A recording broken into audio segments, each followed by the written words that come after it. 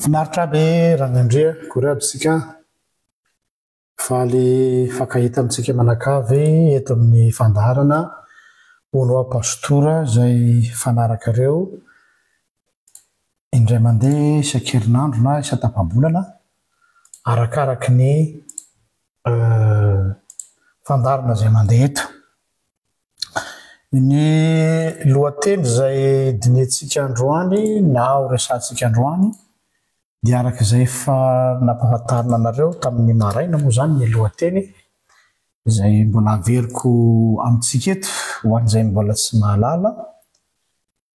dia ny hoe efficace ve ianao, efficacité ve no tadiavintsika amin'ny fampitana hafatra indrindra ho an'ny fitoriana filazantsara nefa koa amin'ny fiainana andavanandro mihitsy arana amin'ny andraikitra sahanao efficacité ve no priorité aminao sa appréciation zany hoe mitady ho apprécier ny olona ve anao zay ve no moteur da hoana moa zany moteur manosika anao manao zavatra mitady appréciation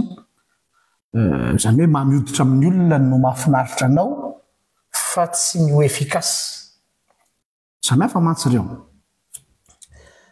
Araka ny voalazako tamin'ny maraina dia hoe ny mpino dia lazain'ny soratra masina hoe fahazavana na koa fanasina hoe nareo ny fanasin'ny tany na fahazavana zao tontolo zao dia tsara ho fantatra nefany ny fahazavana dia manelingelina satria rehefa tarafina amin'ny fahazavana zay ny olona dia mampibaribary ny zavatra rehetrarehetra mampianjaanja ny zavatra miafina rehetrarehetra nefa koa amin'ny ankilany dia manampy ny olona ahita tsara ny lalakombany zay zany le izy donc ty fampianarana androany ty na ity vidéo ity dia ampisongadina bebe kokoa ny paradoxe hiainan'ireo izay tena fahazavana tsy moramora zany atao hoe fahazavana zany raha miteny Jesosy hoe ianareo ny fahazavana zao tontolo zao mety raisintsika à la légère le izy fa misy responsabilité be ao ambadika ary mila mazakadona mila mazakadona rehefa tenenina hoe fahazavana isika dia ianao rehefa fahazavana mitondra fahazavana zay dia miomana fa ho ankahalaina sady ilaina ianao tena ilaina ianao eo amin'ny fiarahamonina kanefa dia miomana fa ho alan'ny olona ianao à la fois détesté mais utile tsy voatery hoe utile dia mahafinaritra ny olona apprécier ny olona tsy voatery araka ireo na ianao a détesté fa misy impact amin'ny manodidina anao ny fisianao fa halan'ny olona ny fisianao arao tsara misy impact ny fisianao eo amin'ny fiarahamonina kanefa halan'ny olona ny fisianao amin'izay fotoana izay satria ianao manala les zones d'ombre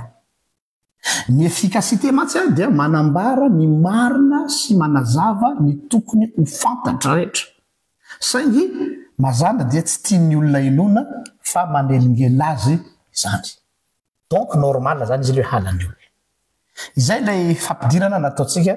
tamin'ny fanehoana zao lohahevitra zao tamin'ny maraina ny atao hoe mot d'ordre amin'izao vanim-potoana iainantsika zao ninonina ny secteur na ny domaine misy atsika passe-partout zany io amin'ny domaine rehetrarehetra tsy aty amin'ny misy anay ihany fa amin'ny domaine misy atsika rehetrarehetra dia n'izao hoe il faut faire du chiffre ahoana ny azahoana tombom-barotra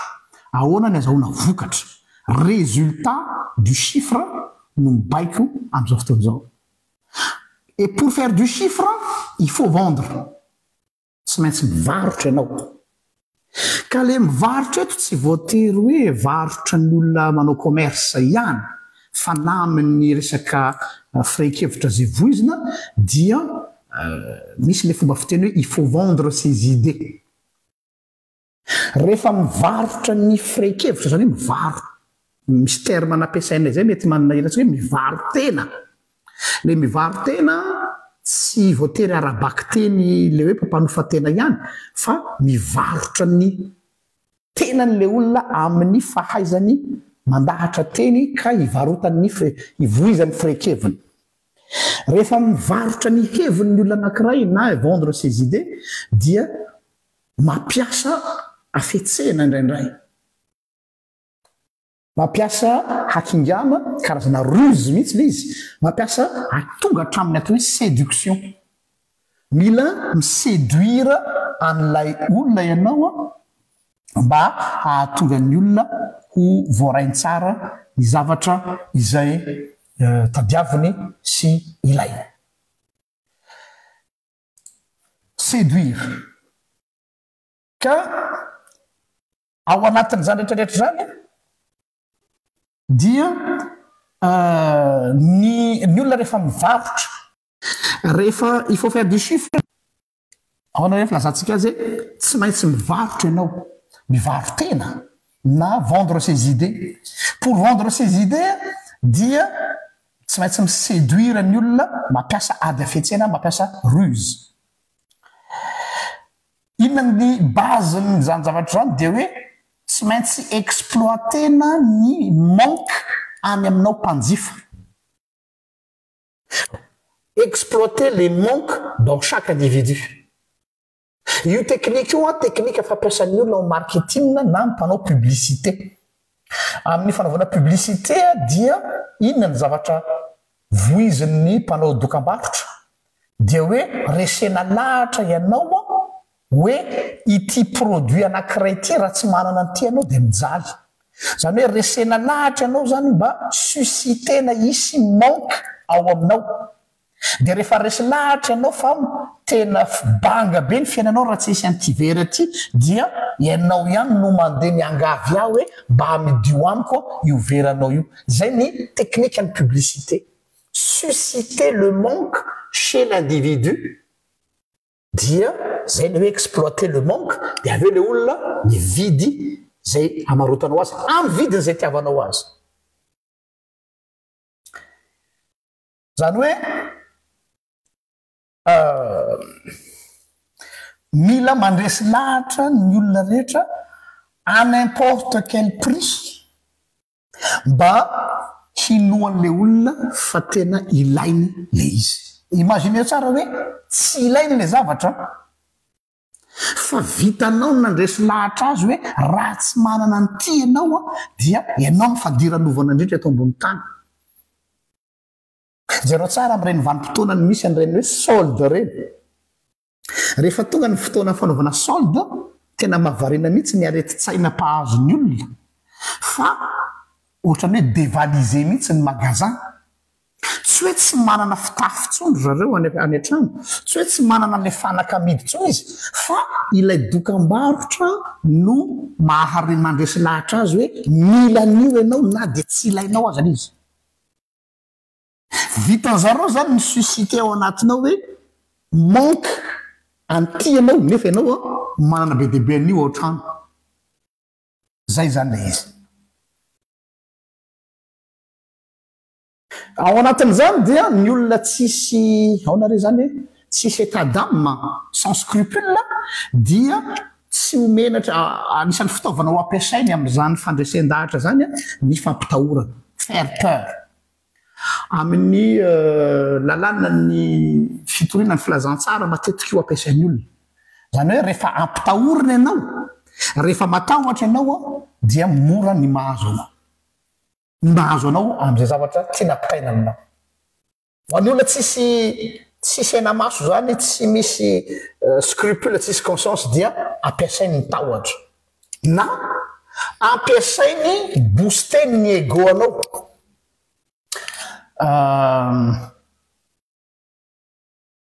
boostena ny ego dia rehefa boostena ny ego dia ianao mirafarafa fomba roa zany ny fomba anankiray andresena lahatra ny olona soa izy ampitahorina ao anatin'ny fampitahorina dia hoe raha vo tsy manana nyity zavatra ty ianao dia ianao no fadiranovana indrindra eto amin'ny fiarahamonina ianao no tara indrindra ianao no tsisy ilana azy indrindra ianao no vendrana indrindra soit méthode faharoa dia boostena ny egonao hoe vitanao io proveo fa manana kapasité anao dia roboka ianao dia azo foana ianao ohatra zay ny zavatra ampiasaina anivon'ny fiarahamonina zao ka ny lohevitsika androany a dia mandeha amin'izay zavatra zay mihitsy hoe tsy maintsy misafiditsika soit ianao andeha amin'ny appréciation ny olona soit ianao andeha amin'ny efficacité iza ny safidinao matetika reo zavatra anankiroa reo a tsy mahay miaraka rehefa efficace ianao a mazana tsy apprécier ny olona na ny amin'ny toeram-piasana zany na eo amin'ny fiarahamonina zany na eo amin'ny asa fitoriana filazantsara zany ny efficacité ny olona efficace mazana tsy apprécier ny olona ary sy mifamadika amin'izay ny olona tia ny olona indraindray ny olona apprécier ny olona tsy voatery ho efficace ny olona mitady appréciation zany dia matetika sous le feu du projecteur foana izy mitady ny acclamation ny olona mitady ny dokany olona izay no mamelona azy ohatra zao amity sehatry ny fitoriana filazantsara ty amin'ny mpanompon'Andriamanitra rehetrarehetra dia nanazy natao hoe efficace dia hoe be mpanaraka izy ny anazy natao hoe efficace dia hoe manana membre maro izy ny anazy natao hoe mandroso le fiangonana dia satria be mpiangona ho aminy hitanareo zany hoe ny maridrefy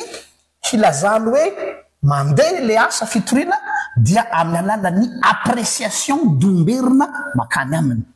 arao tsara le raisonnement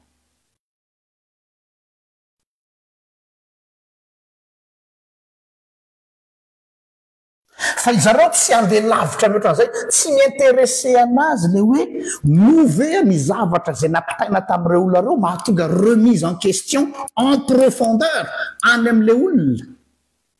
move reo olona zay manaraka azy ireo entre guillemets tonga amin'ny atao hoe remise en question tsy miintéressé azy zay tsy miintéressé azy zay satria problème an'iny le hoe remise en question iny a dia mahatonga sentiment d'inconfortabilité zany hoe lasa inconfortable ianao zany ka ny olona tia hijanona amin'ny zone de confort tsy te ho elingelenina dia aleon'ny olona mijanona amin'ny zavatra zay fantany fa diso azy fantany fa tsy marina fa confortable amin'iny fa raha ianao no mametraka mipousser les réflexions ahatonga azy i se remettre en question dia manelingelina an'le ego an'izay zavatra zay dia tsy tiany ao amin'ny tontolon'ny fiangonana sy ny tontolon'ny sehatry ny finoana zavatra tsikarotro manokana ny amin'ireo mpitory filazantsara maro dia ity ny leitmotiv mitarika ny maro anisa dia ny atao hoe populisme et piété populaire religieux io no analyseko personnelako le izy taoko ato aminareo ato le izy populisme et piété populaire religieux azavaiko le hoe populisme hainareo zany atao hoe populisme zany le populisme dia ny olona manana discours hoe mambahoaka apprécier ny olona tia ny olona discours mafinaritra ny sofin'ny olona eno tsara tsy efficace tsy mitarika changement de paradigme tsy mitarika fanavozana ny saina fa discours mafinaritra ny sofiny ny mandre azy hoe mety amiko zany zavatra zany populisme ny filazany zany dia le faharoa piété populaire religieux tsy ny teny fotsiny hoe piété religieux raha zay masy dia hoe olona mivavaka be fa piété populaire misy matsy ny atao hoe piété populaire izay mifanaraka amin'ny attente ny maro anisy dia raha ianao zany no tafiditra am'izay répertoire zay ny tipiny fomba fitorianao filazantsara de minoanao marimarina fa mahafeno palais des sports ianao minoa marimarina anao fa mahafeno coliseum ianao satria efa misy répertoire andrasan'ny olona hoe mila piété populaire religieux fa raha ianao no mametraka réflexion aminy manelingelina azy amin'ny réflexion dia miomana fa tonga am'le fitenena hoe omboy amin'ny azo fijaliana zany hoe efa misy kaza mialatsiny am'le teny varimana préconçu efa mivolavolainy saitsika sy ny atodoatsika dia raha vo tsy tafiditra amin'iny kaza iny discoursinao de tsy ho apprécien'ny olona mihitsy ianao fomba filazan'ny olona azy matetika de hoe mikase code ianao rehefa ianao zany mikase le code dia lazaina hoe rebelle misy fanompon'andriamanitra zay moa ny teny tamiko hoe ianao tiozy rebelle fa mainao mahatonga anao miteny amiko hoe manao rebellion zao tsy mitaona ny olona ikumy amin'andriamanitra na ikumy amin'ny fiangonana fa ny problema hoa ianareo efa miandry discours préconçu efa homaniny sainareo de rehefa tsy mifanandrify amin'iny le izy de lazainareo fa rebelle le olona ny zavatra remarkeko amin'ny débat mandeha etseroa de tiany olona ny mametraka anao tsy maintsy misafidy ianao hoe aizany picanao tsy maintsy miditra ao anatina kazy anankiray ianao soit ianao ato de ny fanontaniana petraka hoe fa maninona no tsy maintsy michoisir camp ianao fa maninona tsy maintsy misafidy toerana anankiray hoe tsy na ianao pour na ianao contre hoe progressiste sa conservateur or raha olona mandeha amin'ny atao hoe réflexion marina dia possible ny olona anankiray manao va-et-vient ary mety miévoluer mety miova hevitra tsy manambara olona fiten'ny olona hoe tsy manazo damoso laty olona ty miova hevitra non arakaraky ny zavatra zay présentenao aminy no akany position fa raha ohatra ianao zany tonga de hoe za tonga de ato ninninona zay lazainao eo de fa les jeux sont faits d'avance sarotra be ny position tahaka zany ny zavatra manaraka zay apetrako aminareo fanontaniana apetrako avy hatrany de ty hoe efa nametra-panontaniana ave nareo hoe maninona ireo alatsiny afa teny mahitsitsy be teteniko ty pourquoi les idiots sont plus nombreux et plus visibles par rapport aux personnes brillantes efa nametra-panontaniana zay ve nareo pourquoi les idiots sont plus nombreux et visibles par rapport aux personnes brillantes maninona ny olona izay manao tao fahatana dia maro anisa no ary visible talaky maso sy hita maso manoloana ny olona brillant na olona atao hoe intelligent mbola idiratsika aloha hoe intelligence eto tsy hoe resaka varam-pianarana zao mantsy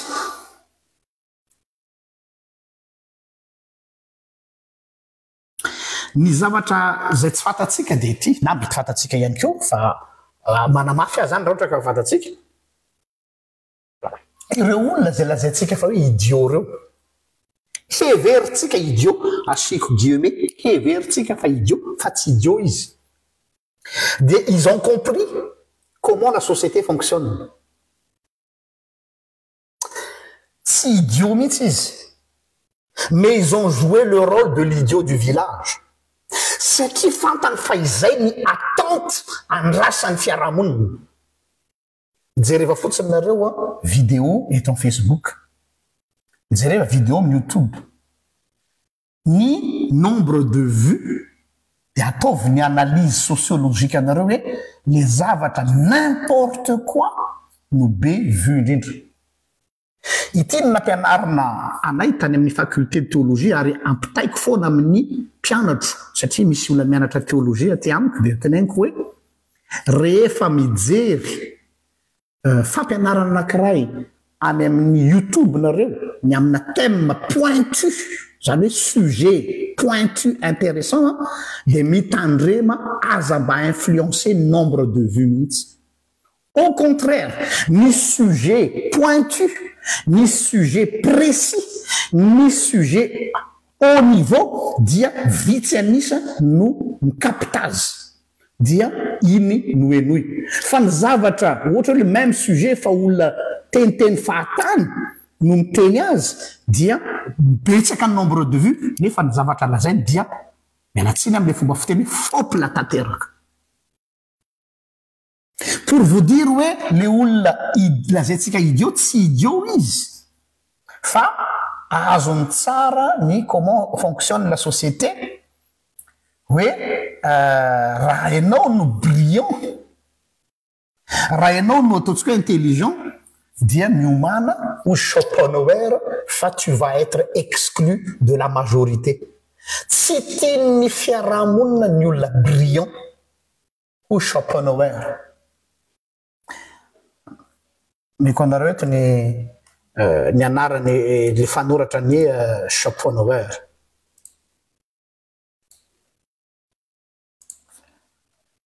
Ni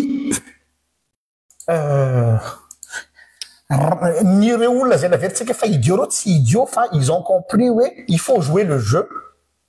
Dia rehefa mijouer le jeu ianao dia ireny olona reny no misurfer amin'ilay répertoire andrasan'ny fiarahamonina mba hahatonga azy ho visible, hahatonga azy ho tazan'ny olona dia iny aveo no fond de commerce. Zay tsara fotsiny reny karazana influenceur eto amin'ny Facebook reny zay tena malaza be izy ino no zavatra ataony eo mampome sy manao raha sanana dia omezan'ny olona izy hoe vendra n'importe quoi ny zavatra oui fatany fa n'importe quoi fa izay nefany no qui fait du chiffre. Oh, zavatra tahaka zao dia miomana efa fantatro fa tsy m'intéresse ny olona majoritaire le izy. Toizako le izy. Nous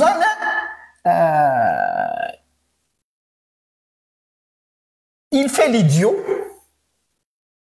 pour être célèbre.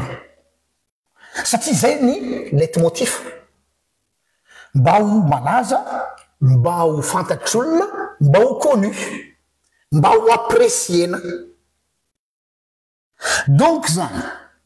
jouer le rôle de l'idiot du village, convenir azy tsara mihitsy, mety amin'ny tsara mihitsy satria zany manome azy avantage, mahatonga visibilité.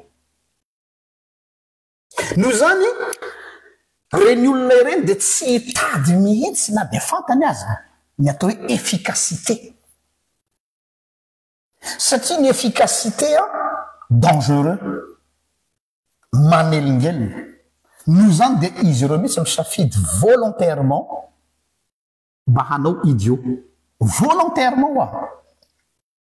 nareo mety reraka fotsiny tsy mba misy miteny ve reny zana reny, tsy mba misy teny ve reny olona reny hoe ridicule me izy non fatany tsara satria zay ny andrasan'ny fiarahamonina. Fa raha izany na tsy zany am'izao vaninandro iainantsika izao dia misy koa nefa ny olona zay manana principe tsara, manana conviction tsara fa tsy te hiseho izy. Ny safidy mihitsy izy ny ho incognito. Satria raha vao mise dévoiler ianao, raha vao miseho ianao dia matahotra sao dia marginalisé. Tadidiko mihitsy ny tenin'ny pasteur Benandrasana Jean teny taminay hoe raha mbola te hitondra ny anarana hoe mpianatro dia mila mahasahy misehosehatra ianareo izy manambara hevitra. Tamin'izany mbola tsisy Facebook fa mila manoratra boky zay moa tamin'ny vanim-potoana ny ainany. Fa mahatonga ny olona matahotra manoratra boky izy dia matahotra n'io ho critiquena izy dans le sens hoe attaquer-ny olona zany. Dia zay koa zany safidin'ny olona ny mipetraka ao anatina confortable izy amin'iny satria tsy atteint izy tsisy mikasika zary zay mahatonga misy fotoana ambadiky ty écran ty misy fotoana mifandray amin'ny olona manam-pahaizana amin'ny domaine sy ny secteur misy azy dia sasatra miteny amintsika ary mbola manaroatra miteny hoe anareo zao ambadiky nio fantatro fa misy betsaka aminareo manaraka nyty pejy tya tsy miréagir mihitsy fa any ambadiky any fa manana expertise nareo amin'ny domaine anareo dia mbola miteny hoe rehefa ianareo no angina dia ny vato no miantsoantso lasa ny idiot du village no mahazo ny première ligne dia lasa société de divertissement lay fiarahamonina malagasy zareo zao ho anareo zay manaraka reportage ny tiktok fetsy ny sonoa zareo namorona ny tiktok fa ny tiktok mandeha any amin'izareo dia tiktok ampandeha ny fiarahamonina any hoe ahoana ny fomba fanamboarana zavatra ahoana ny fanamboarana zavatra tsy mandeha ahoana ny fianarana tenim-pirenena zany hoe le tiktok mahatonga an'zareo hiakatra niveau fa ny tiktok mandeha ty amintsika sy any amin'ny pays tandrefana dia le abrutisation ny abrutirany olona dia osika eny ka ilaina kosa ny paster ny mba miala voly kely tsy misy mandany zany fa raha jerenao ny pourcentage ny tiktok aty amin'ny réseaux sociaux aty amin'ny tany afrikana sy tandrefana dia tiktok tena variny ianao ao anatin'le divertissement na zareo aria asiatique kosa tiktok zay mampianatra ny zanany hoe atao ahoana ny fanaovana an'izao atao ahoana ny fitenenana an'izao atao ahoana ny fananana fitoetsaina ohatry zao fa amin'ny fomba ludique no anaovany azy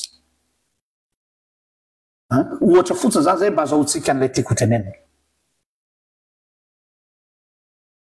ka iverenako ilay teniko teo hoe plus ny olona anankiray brillant plus ny majorité ny fiarahamonina exclure azy ao anatina groupe satria ny olombelona mifonctionne amin'ny atao hoe appréciation ny fiarahamonina jouer ao anatina ka zay mahatonga ny iny mahatonga ny olona voatery miditra ao anatina association misy lafiny tsara le miditra ao anatina association fa za mahita fandresendrafo ty tsy tokony ho permanent ny fijanonanao anatin'ny association amiko ny association dia manana rôle mieduquer ny olona hicultiver ny atao hoe individualité za tsy miteny individualisme l'individualisme matsy dia ohatrany hoe mampisongadina ny tenany hoe ny tenany ihany fantatra fa individualité zany hoe manisy valeur lay individu ka raha ela loatra ao anatin'ny association ny olona anankiray dia lasa manaraka drenirano fotsiny an'lay firaikevitry le association dia tsy à un certain moment izy tsy masahy manao remise en question na ilay fotokevitra ijoron'le association azy satria indraindray le association na dia tsara azy dia azadiny fa obsolète toute zavatra rehetrarehetra zay ataon'ny olombelona dia misy limite zany hoe obsolète zany hoe misy fetra or ny problème ny olona anatin'ny association tsy sahy manao remise en question an'ilay association après un certain temps ohatra zany na antoko politique be dia be aty ampitan-dranomasina ty antoko politique manao karazana congrès ry zareo na karazana forum dia hoe non nanova ligne politique mihitsy zareo c'est un courage politique fa tsy resaka fivadiana palitao na tsika moa fivadiana palitao dia hoe miala atao amin'ny timba dia mifindra TGV dia miala atao amin'ny TGV dia mifindra HVM fa le même parti politique dia mahita hoe efa miova ny conjoncture internationale miova ny géopolitique miova ny fandehan'ny toedra raha iresa-pirenena na eo nivon'ilay firenena donc efa obsolète ilay fotokevitra joron'ilay parti politique tamin'izany fotoana zany fa mila adaptena indray ohatra dia raha tsy tonga amin'izay izy dia normal be ny olona anankiray afaka mandao amin'ilay fikambanana satria tsy mirépondre tsony an'ilay tsy tena hoe besoin fa lay autocritique sy réflexion loatra avelako any amin'iny fa verenako le teny teo hoe plus une personne est brillante plus les majorités hanilika azy satria nahoana satria tsotra be ny antony ny présence ny olona brillant io ny présence ny fotsiny zany dia mahatonga ny atao hoe effet miroir. Effet miroir zany hoe ohatrany hoe ny fisin'le olona brillant zany a toy ny fitaratra mampibaribary ny maha limité an'ilay olona le mpiaraka aminy zany hoe miaraka ao anatina fikambanana izy a miaraka ao anatina fiangonana zareo a samy iray tarika zao any a samy mitovy ny formation io tsy resaka fahaizana tsy resaka intellect fa tena zavatra hafa mihitsy dia le anankiray brillant izy nefa tsy manandra-tena fa il est comme ça de nature dia ny fisiany eo anivon'ny fikambanana io na eo anivon'io firenena io na eo anivon'io fiangonana io a lasa mampibaribary ny limite n'ilay namany miaraka aminy dia se sentira menacé ireto maro anisa reto hoe ohatra miboridana zany mi se sentira miboridana izy eo amin'ny atao hoe capacité-ny limité dia avy hatrany dia tonga dia ny représailles atao dia hoe atao exclure ao anatin'ny fikambanana izy na tsy esorina aza fa on lui fait comprendre fa il n'est plus le bienvenu ao donc zany za ty ampahery atsika hoe raha misy amintsika supposons imaginons hoe marginalisé nareo eo anivona fikambanana anankiray na exclu mi se sentir exclu nareo a dia mety o antony anankiray io mety fa tsy voatery ho zay a fa fieritreritra ihany zay zavatra zay ohatra am'izay mantsy jesosy no resika ohatra à l'exemple de Jésus jesosy a avelako le côté maha messiage sy mahandriamanitra azy tsy jery le côté dogmatique fa le côté humain ohatra zao jesosy personnage ny jesosy a manelingelona le personne ny jesosy mihitsy ny manelingelona satria nahoana satria il est la lumière zany hoe brillant be le rangaha ny réflexion mivoaka ny vavany rehetrarehetra vidina lafo ny fomba fiteniny ny fomba fisainany ny fantany napetrany a pertinent daholo dia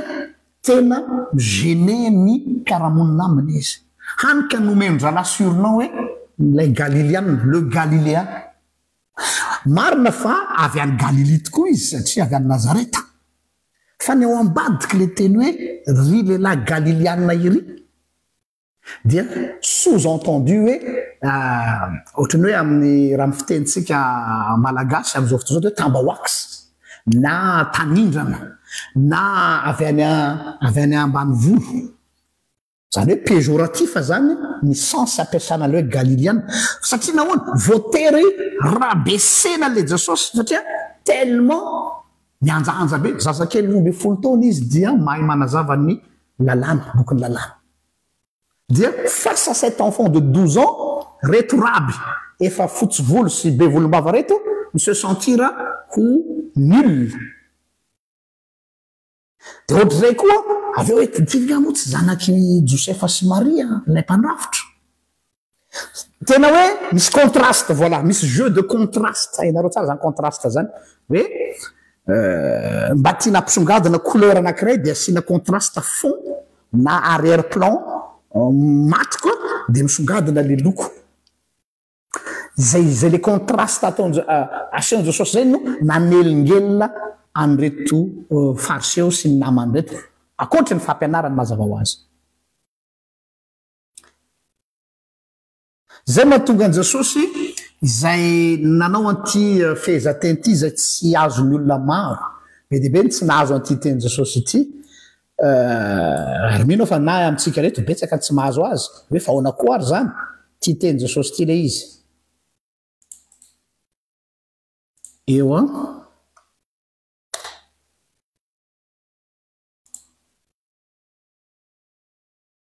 zao ny voalaza ao ao Matthieu 10:7 vaky toy zao anaran'i Jesosy ary aza ataonareo fa tonga hitondra fiadanana ambonin'ny tany aho tsy tonga hitondra fiadanana aho fa sabatra fa tonga aho hampifandrafy olona mirainy ary ny zanakavavy amy reniny ary ny vinato vavy amin'ny rafozany vavy. Be deabe no diso fandray ny verset io normal nange tsy mifakazo ny rafozana sy ny vinato tsy mifakazo ny dada sy mama fa efa zay mihitsy ny lanantany tsy any mihitsy le izy aza ampiasaina amin'ny hanamarinanareo ny adi-pianakavianareo mianakavy eo io verset io fa lay fisian Jesosy mihitsy zany lasa divize lasa mampibaribary ny fahasamihafana eo amin'ny olona ka nampianaka aza eo indrindra le izy Jesosy zany ao anatin'ity Matthieu 10:34 ity dia tsy miresaka division tsy miresaka séparation fa misuscité Jesosy ny atao hoe individualité mba tsy ho sempotra ao anatin'ny atao hoe collectif ny individu. Averiko ndray ao anatina fiarahamonina patriarkale dia matetika ny teny midina na ny tenin'ny sojabe ny tenin'ny tangalamena ny tenin'ny ray mpianakaviana ny tenin'ny chef de tribu no tenin'ny rehetra. Jesosy zany tonga libération de parole hoe non na dia ataontsika hoe ao anatin'ny ankonana anankiray anao dia manambara collectif anankiray zay tsara zany fa considéré ny individu tsirairay izy tsy miresaka hoe mediva tsy zay nyteny Jesosy na zay hoe mediva nareo fa omeny liberté tsirairay hoe tu as le droit à la parole et tu as le droit de ne pas avoir le même avis que les tiens. Io mbola sarotra ny mampita an'io amintsika malagasy hoe manana zo ianao tsy hitovy hevitra amin'ny piray donakafo aminao. Za tsy miteny hoe tsy manana zo tsy hitovy hevitra amin'ny adversaire nefa mazava fa amin'ny piray donakafo koa za satria ny individualité no resahana ao anatin'izany. Zany hoe matetika ny collectif na ny communauté lasa moyen de pression mitella ny individu. Ny phénomène Jésus de Nazareth zany hoe ny momban Jesosy zany dia io Jesosy io manana fomba fitenena na discours ozytsika d'inclusion. Discours d'inclusion nan Jesosy fa tsy discours d'exclusion.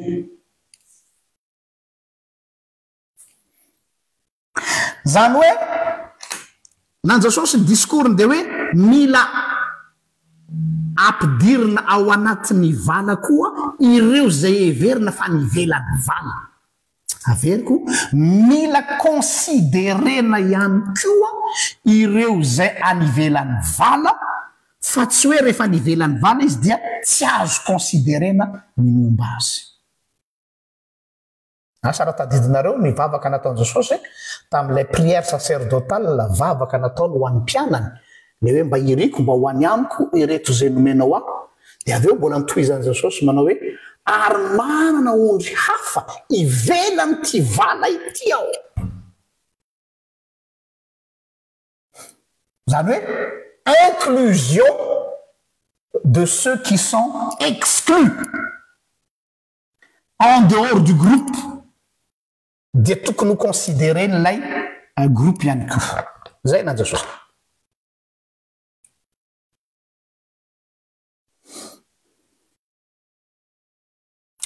Rehefa manaraka ny fanenjeny tanao manao donc nareo manao analyse tsy haiko hoe psychanalytique ve filazany zany na tiako ny manao analyse an'izay ankoatra lafiny théologie badininareo ge ny tsy fitiavan'ny fariseo sy ny sadiseo ary mpisorona be Jesosy mba analyse kely zao manelingelina ny fariseo sy ny sadiseo sy ny mpisorona be ny fampianarana satria tellement c'est trop clair. Tsy hoe tsy azo ny diso be tsika ny teny hoe tsy azo ny fariseo ny tiany Jesosy rehetra tena azo ny loatra tellement mazava loatra ka manelingelina. C'est trop clair que ça dérange. Voilà. C'est trop clair et ça dérange. donc rehefa jerenao ohatra misy karazana schizophrenie kely any ao ambadikana izy hoe io jesosy io a miteniteny foana jesosy io manao blasphème miseho azy ho andriamanitra nefa olombelona de mody manao cinéma be ao mason'ny olona hoe mpiarina ny akanjo hoe tsy hoe tena tsy maintsy ampiarina aminazy ny lalàna ny mosesy satria mitony tena ho andriamanitra izy reny natao hoe mouvement fotsiny mouvement reny fietsiketsena mba aseho amin'ny olona hoe tena tenite foana or zalahy lina ihany ny amy zavatra lazay mandefa olona izy hoe mba eno zay lazay maro zareo mihitsy ara ny manaraka azy eraky ny vazamototra io miaino zay lazay zany hoe je t'aime moi non plus azonareo izy je t'aime mais moi non plus zany hoe halako ianao satria manelingela nefa malina ihany le zavatra lazainao azonareo izy satria mitouché an'ilay être ao anatiny le izy de iny tsy tazany mpijery de mba tsy ho tazany mpijery io fa lina mba tsy ho tazany mpijery io fa tena minahakasika azy le izy de tonga de manao cinéma be ivelany riatako ny akanjo zay matsy fanao jiosy hoe rehefa misy manao blasphème de rovitana ny akanjo de hoe nanota nanao teny tafahoatra ty lehilahy ty mazana ny olona manao réaction forte amina fampianarana ohatra zao de olona curieux et tenté ty alala izy hoe qu'en est-il vraiment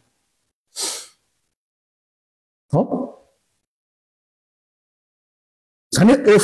au fond de lui-même fatany zareo fa jesosy milaza ny marina mato mikasika azy le izy mikasika an'le corde sensible ary sady miatire azy les personnages non il déteste le personnage tsy haiko raha azonareo zany à la fois ils sont curieux mahasarika azy mahalina azy nefa en même temps halany satria mikitika an'ilay être ao anatiny hoatsika zay mbola eo amin'ny carrefour amy safidy hoe izy ny tianareo ny ho apprécier ny olona ve sa ny ho efficace tsy mora io safidy io mety mitendra za le efficace nytiako paster non misy zavatra be deaibe zay mila dininareo hoe soit ianao apprécier na soit ianao ho efficace qui dit ianao rehefa ho efficace dia tu seras un martyr dans tes idées oui c'est le prix à payer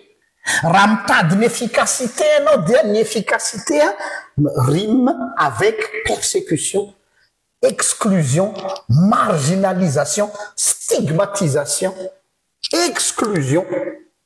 tianao ve no efficace zany miandry anao ho exclu ianao persécuté ianao stigmatisé ianao marginalisé ianao donc aza maika inteny ny efficace no tadiaviko fa mety le appréciation satria le appréciation onda malemy milamina tsara mandeha tsara ny fiainana tsy misy manelingelona miditra ny saosy milamina ny fiarahamonina tsy misy manelingelona que demande le peuple 99% mandeha any am'izay appréciation zay satria mampety azy ka zao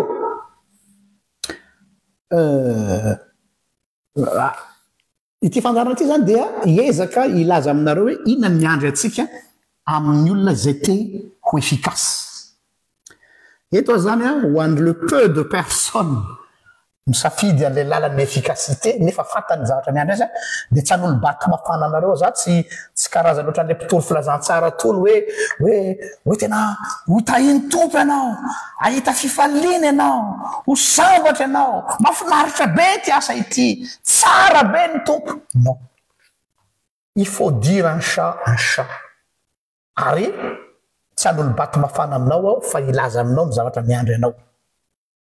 ohatra ny natao anay ihany tamin'ny fotoanandro hoe efa tapa-kevitra ny hiroso hanao paster na hanao théologie dia tadidiko tsara mihitsy nisy miteny tamiko hoe zao no miandry anao ka andevy ianao sasandray ary fomba fanaoko io matetika rehefa misy olona manatona mandray mety tafitohina ny olona hoe za mba te hanao paster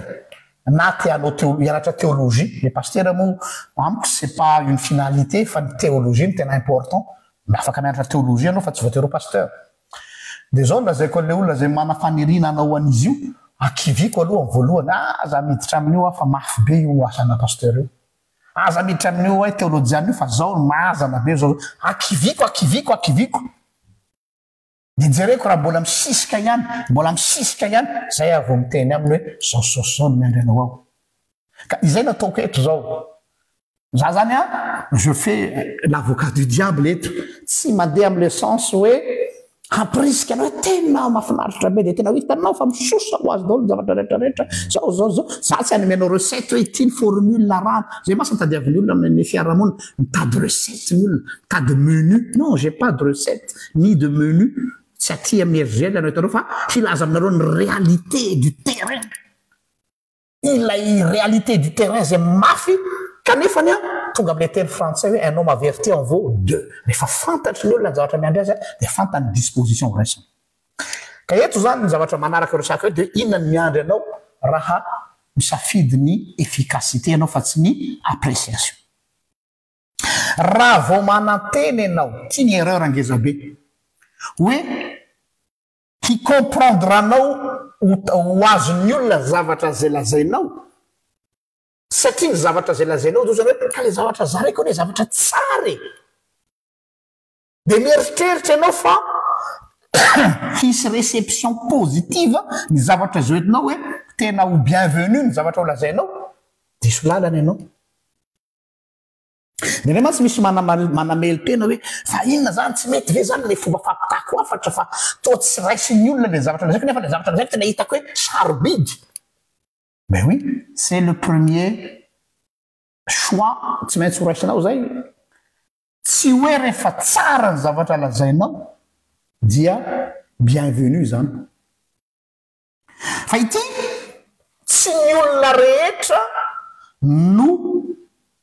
handray an'le izy defa ampiomaniko ny sainao aza mandeha amin'ny chiffre mihitsy sady nareo zao raha miangona fiangonana zay misy anà mety diso eritreritra ny akamaroanareo hoe mipiangona amin'io RGL io ngamba vahoaka be mihitsy diso nareo tena poignée de personnes ny olona vitsy tam voalohany de tsy afeniko aminareo nalahelo aho ety hoe toute cette énergie ve ho an'reto olombitsy reto fotsiny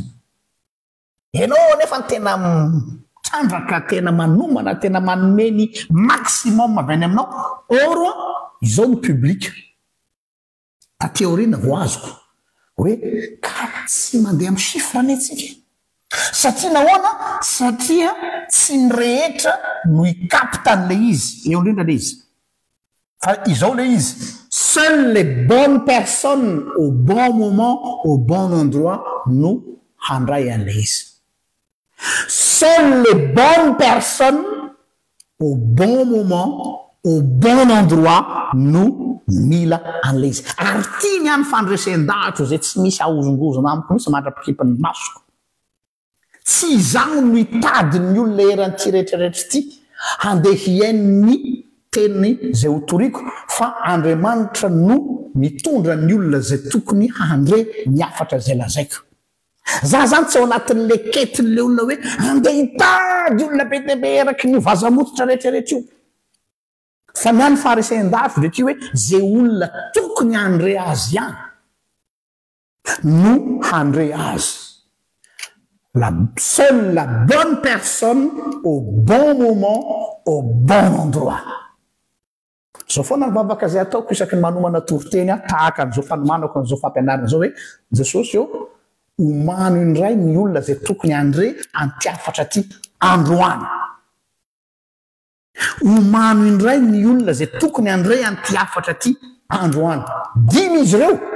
zay ny tokony andre azy tsy tokony anana sentiment de culpabilité anao aby ahoana mo zany demy fotsiny veletsy nefa za tena la ny filialy la miaritory na makiboky nandinika nanao analyse nanoratra non tsy manova ny qualité ny fampianarana zay ataonao ny nombre io koa masy fandrika be da be ho atsika matetika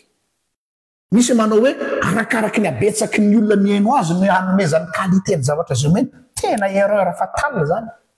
aza miditra am'zany fomba fisainana zany mihitsy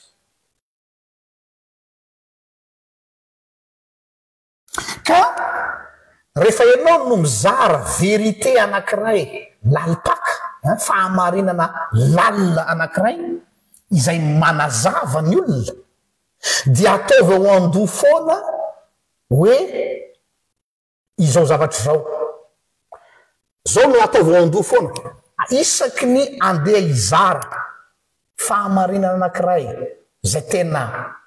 ataontsika hoe hiditra lalina amin'ny fiainan'le olona dia ity foana ataovy ao an-doha tonga am'le teny frantsay hoe c'est faire une pierre à deux coups.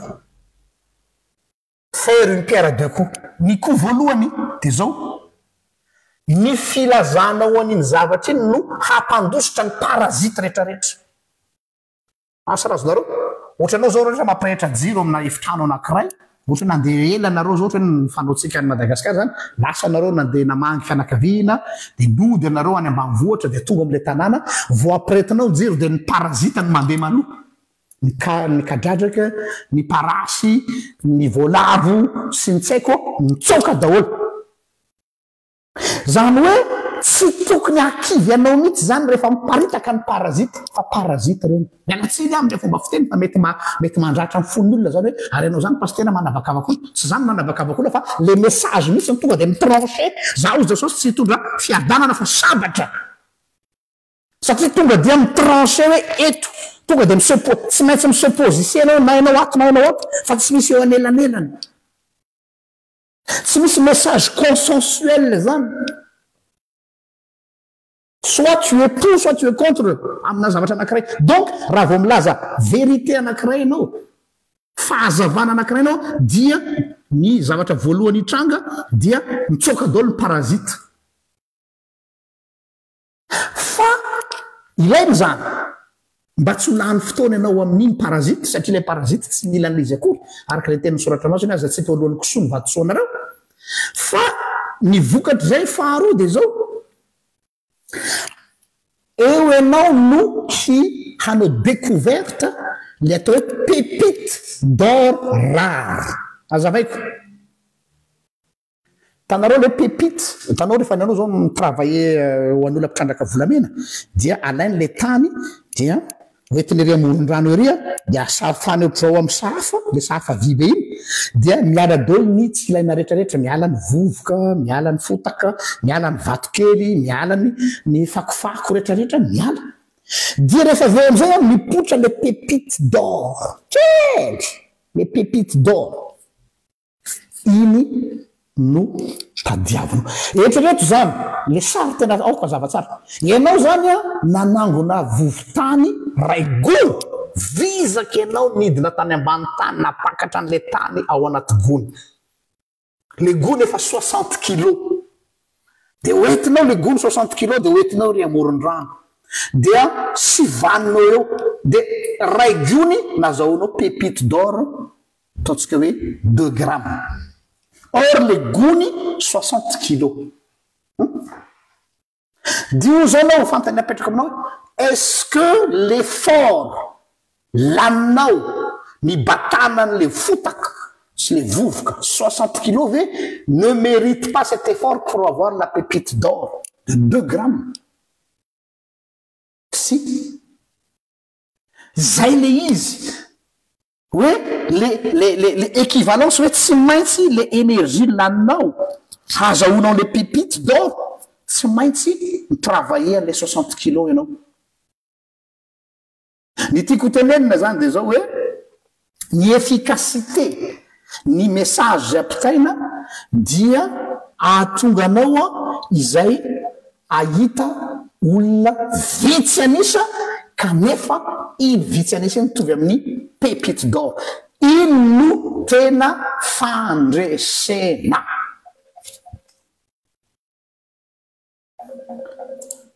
iny tena fandresena ilay fahazahoanao le pépite d'or kely manitika kely no zany dia za zany te ampahery anareo hoe manana patience le patience tsy hoe manatena mba azo olona betsaka erreur ho an'ny mpitandrina rehetrarehetra resako eto ho an'ny mpanompon'andriamanitra rehetrarehetra raha vo zay hoe mila manana faretana mba azo olona betsaka erreur zay satria raha vo izay ny hitondranao ny baolina dia appréciation tadiavinao fa tsy efficacité fa aza ménagena ny énergie lany ary tena atontolo ny herinao rehetra juste pour avoir cette pépite d'or. Oui, les pépites méritent toute cette énergie. J'ai pas compris ça raha tsy après des années d'expérience pastorale.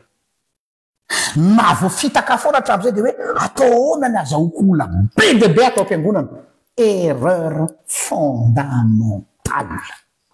izany. Satria tsika tsy mandeha amin'ny atao hoe appréciation. Ka ny essentiel zany dia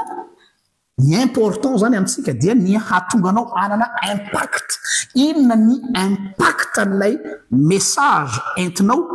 eo amin'ny olona anankiray na eo fiarahamonina anankiray na eo niveau firenena. Ny impact no important amintsika fa tsy ny retour. Eno tsara, tsy ny retour makany aminao no maridrefy fa ny impact. Ino dika ny impact zany? Zany hoe raha retour masy domberina, zany hoe alefako le zavatra dia midona amindrindra dia miverina ty amiko. Zany hoe ny objectif zany dia za nomena satisfaction hoe afapo fa misy retour aty amiko. Fa ny impact mety tsisy mety fa tsisy retour makaty amiko mihitsy fa micréer zavatra tany amin'ilay olona ny haino zavatra lazaiko ary mety tsy au courant mihitsy fa iny olo iny any ataontsika hoe nahazo libération amin'ny fiainany izay tsisy mety tsy fantatra akory. Fa any izy any incognito any. Izay no important, créer des impacts profonds amin'ny fiainan'ny olona fa tsisy retour any aminao. Toy zay feno retour nefa ny impact nul. Échec zany le fitoriana natao. Échec. Or ny olona rehefa manao évaluation naomby ve ny fitorina filazantsika e misy olona namaly ny antso teo amin'izao isa. Izao ny olona tonga tao, izao ny vokany nakaty aminay. Ahoana Jesosy tamin'ny mpianatra roa mifitopolo rehefa nandeha ny rano tsiroroa. Nanaiky anay daholo ny devoly, nanaiky anay daholo ny olona zay nanafana ratsy. Tonga dia mipetafany Jesosy hoe diso lalanareo roa mifitopolo aza mifaly satria manaiky anareo fana tsy zany ny zava-dehibe nanao démonstration de force nareo fa resy ny devoly. C'est pas ça le résultat attendu, c'est pas ça. Fa hoe voasoratra ny an-danitra ny anarana izay ny important. Misy impact ave sa retour. Isika reo ve zany miandro retour manao ny asa sa mitady ny impact.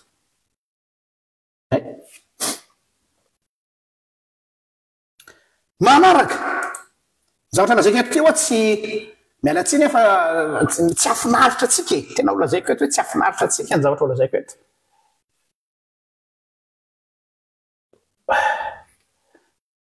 Hoe zafady mijery ny connexion fa ohatrany misy problème kely le connexion. Hoe ny zavatra manaraka zay ampiomanina atsika dia tiako.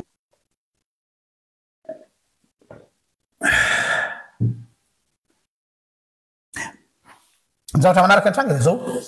mila esorina ao anatin'ny saintsika ny hoe za dia mila manova an'izao fiarahamonina. Je dois changer la société. Je veux changer le monde. Misy manana zany rêve zany. Nanana zany rêve zany koa tamin'ny mbola nianatra tany amin'ny toeram-panomanana mpitandrina. Hoe ahoana za je veux changer le monde. Ambitieux be tsika.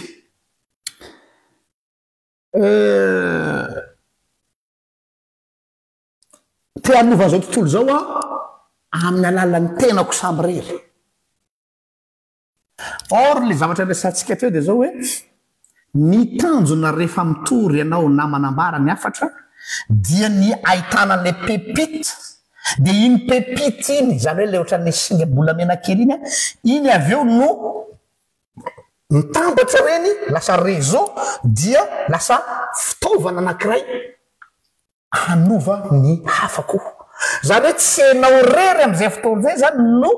manova an'ilay fiarahamonina fa ilay pépite kely be dia be no lasa manao tache d'huile makany dia tsy afaka ireharena hoe ianao nanova an'ilay fiarahamonina fa ilay contribution an'ilay pépite kely be dia be no nahatonga an'ilay fanovana. Izay ilay impact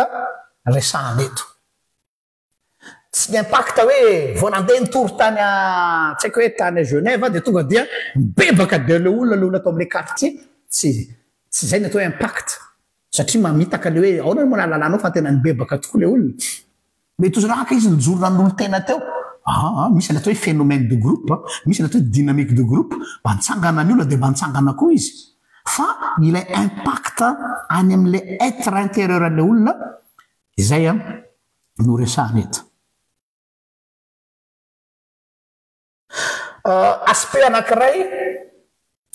aspect anankiray izay tsara ampatsahivina antsika koa de ity ny olona ataontsika hoe brillant entre guillemets ny olona efficace zany na mpikaroka izy na innovateur izy na réformateur izy na penseur izy brillant tamin'ny fahavelony de tsy mba reconnu mihitsy eo amin'ny fiarahamonina tiana tenenina zany de hoe aza mieritreritra ianao zay moa zany efa extrême zay hoe matetika masitsika tiandrefo hoe ohatra ny kivy be ihany pasteur fa nanao asa fitoriana teo amin'ilay faritra misy anay teo amin'ilay fiangonana misy anay ohatra ny tsy nahita vokatra eo mantsy ny fomba amelezany zala sasany zay raha vao amitory de misy vokatra be de hoe ianao tsy nahazo vokatra akory déjà misy orgueil spirituel ao ambadika zany faharoa diso lalana eo amin'ny fomba fandrefesana ny vokatra diso lalana eo amin'ny fomba fandrefesana ny vokatra satria zao ny olona brillant rehetrarehetra penseur chercheur philosophe tsy haiko zay olona manamizazao fiarahamonina dia après coup zay vao hita ny impactany après mety efa maty le olona de lasa nalaza be zany anina zany satria taty aorina vao miseho ilay impact tam'zany io tsy hita eo no eo tsy hoe tsy mbola miova le olona tsy hoe tsy mbola misy vokatra fa efa après vao misy appréciation matetika zavatra misy zany amin'ny témoignage rehefa miresaka amin'olona hoe nay tsy tadidinao tsy fantatrao pastora fa zao taminy misy zala anankiray zay tadidiko any izy tsy tonoko eto ny anarany fa mpanaraka pezeta indray maraina izy mandefa message amiko arabaina pastora izy tsy fa tratry ny fahafolo taona ny nanaovanao fandaharana tao amin'ny radio anankiray izy tonoko anarana tao Tananarivo gagabe zany zany tsy natadidy fa izy natadidy folo taona ho nanaovako émission tao eo izy folo taona mikatroka androano izy izy ary ity ny tena navarina ananako izy note cahier pendant 10 ans j'ai pas raté une seule fois ny émission teo zany ndray zany tsy manana archive noho izy ny tiako atongavana de zao misy olona ohatr'izany izay tsy hitanao eo no eo ny impactany izy fa après 10 ans zay vao miverina ny aminao lay filazana fa ianao tsy nalala izay koa zany zavatra anankiray tsara pahelezana atsika ao anatin'izany fomba fiseho zany zavatra miseho zany ka ireny olona innovateur sponseur reny dia tsy apprécier ny olona eo amin'ny fotoana zay isehoan'le izy fa izao na de tsy apprécier ny olona azy izy fa nécessaire ny ilainy fiarahamonina ny zavatra zay natolony na de tsy fantatry ny olona aza fa izy no natandeha ny fiarahamonina taka an'ireny mpikaroka reny misy hatram'izao atao hoe chercheur tsy fantatry ny olona ary indraindray koa misy ny atao hoe guerre de faculté dia fanainina nampanginina mihitsy ilay olona tompon'ilay découverte fa misy zany ny fifaninanana de mety olo-kafa no misamboka nahazo an'ilay titre de reny olona reny zany tsy ho fantatra mandraka zay kanefa efficace fa tsy apprécier izy zany hoe noho ny fikarona zay nataony sy ny fisairanany zay nataony tsy nisy intérêt ho azy no nahatonga an'ilay fiarahamonina mbola mifonctionne ka tsy mampanina azy hoe na tsy reconnu ary izy fa ny olona tena vrai chercheur ary passionné dia hoe ny efficacité n'izy hoe mety le zavatra ka nitondra so ho an'ny maro izay toe-tsaina zay no tiako mba ho volena koa amintsika malagasy io toetsaina io no lazay ny Martin Luther rehefa noteneniny izy hoe raha tonga rapitso Jesosy hamboly paoma ao androany. Averiko raha tonga rapitso Jesosy hamboly paoma androany. Ina ny tiany amin'izany hoe na dia tsy zao aza ny ioty ny vokatra amin'io paoma amboleko io satria mampamboly paoma malala tsara fa farafahakeliny afaka 5 taona aoriany ambolenao ny paoma vao misy voa eo. Ohatra zany enao andeha affecté amin'ny toerana anankiray nefa enao namboly an'ilay paoma teo amin'ilay saha dia enao zany tsy hihinana amin'io mety alahelo fo dia zany zany raha tsy mba hihinana vokatra amin'ny paoma mba namboleko io. Oui. Fa ny récompense psychologique amin'ny olona io dia hoe dans 5 ans ny fifaliako dia ny ankizy rehetrarehetra manodidina n'io saha io mahazo goûter paoma rehefa andeha hianatra. Dia any andro any volana ny taona sendra mandalo eo izy dia finaritra izy mahita le hoe mbola io le paoma ary mioty ny vokatra ny olona fa izy tsy nandray tamin'ilay izy. Izay niveau fisainana zay no tena hitako hoe tsy misy eo anivon'ny firenentsika. Fa zay mahatonga ny olona mandripaka hoe tsy maintsy zaho alohany mahazo tombotsoa amin'ny zavatra zay natao, fa raha tsy zaho no mahazo tombotsoa amin'ny zavatra zay natao dia aloha tsy hisy. Satria mandeha amin'ny atao hoe reconnaissance sy appréciation fa zandrin-draharaha ny efficacité. Ka atsipy any zay amintsika manam-panasy manan-tsaina indrindrandrindra itsika zay napetraka ho manana responsabilité. Inona moa ilay toe-tsain'ny fonctionnaire manao 3 andro fanjava raiky? Tsy ny fonctionnaire ihany fa mpiasa birao, ny mpiasa amin'ny entreprise na privé, nga ty volan'ny babako, nga ty tobilan'ny babako. Dia ohatra hoe manao tournée anao na manao mission dia tonga dia misy lavaka ao tonga dia hitsinao le lavaka izy. Za nga mihinana teva ny toeram-piasana ny miatoka ny amortisseur raha totoka ny amortisseur. Ny toeram-piasana ny tsy anaty tonga dia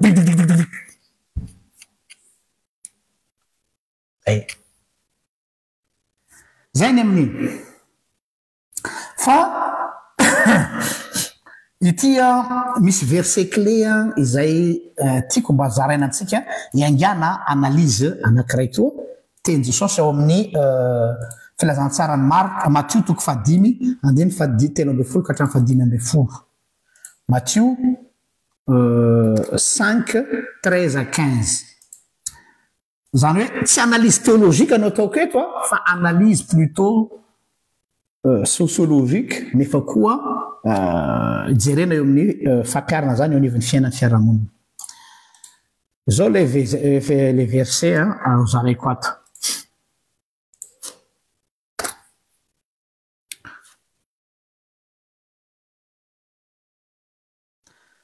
Ok. Ndasy aloha hipotra tsara ny antsika.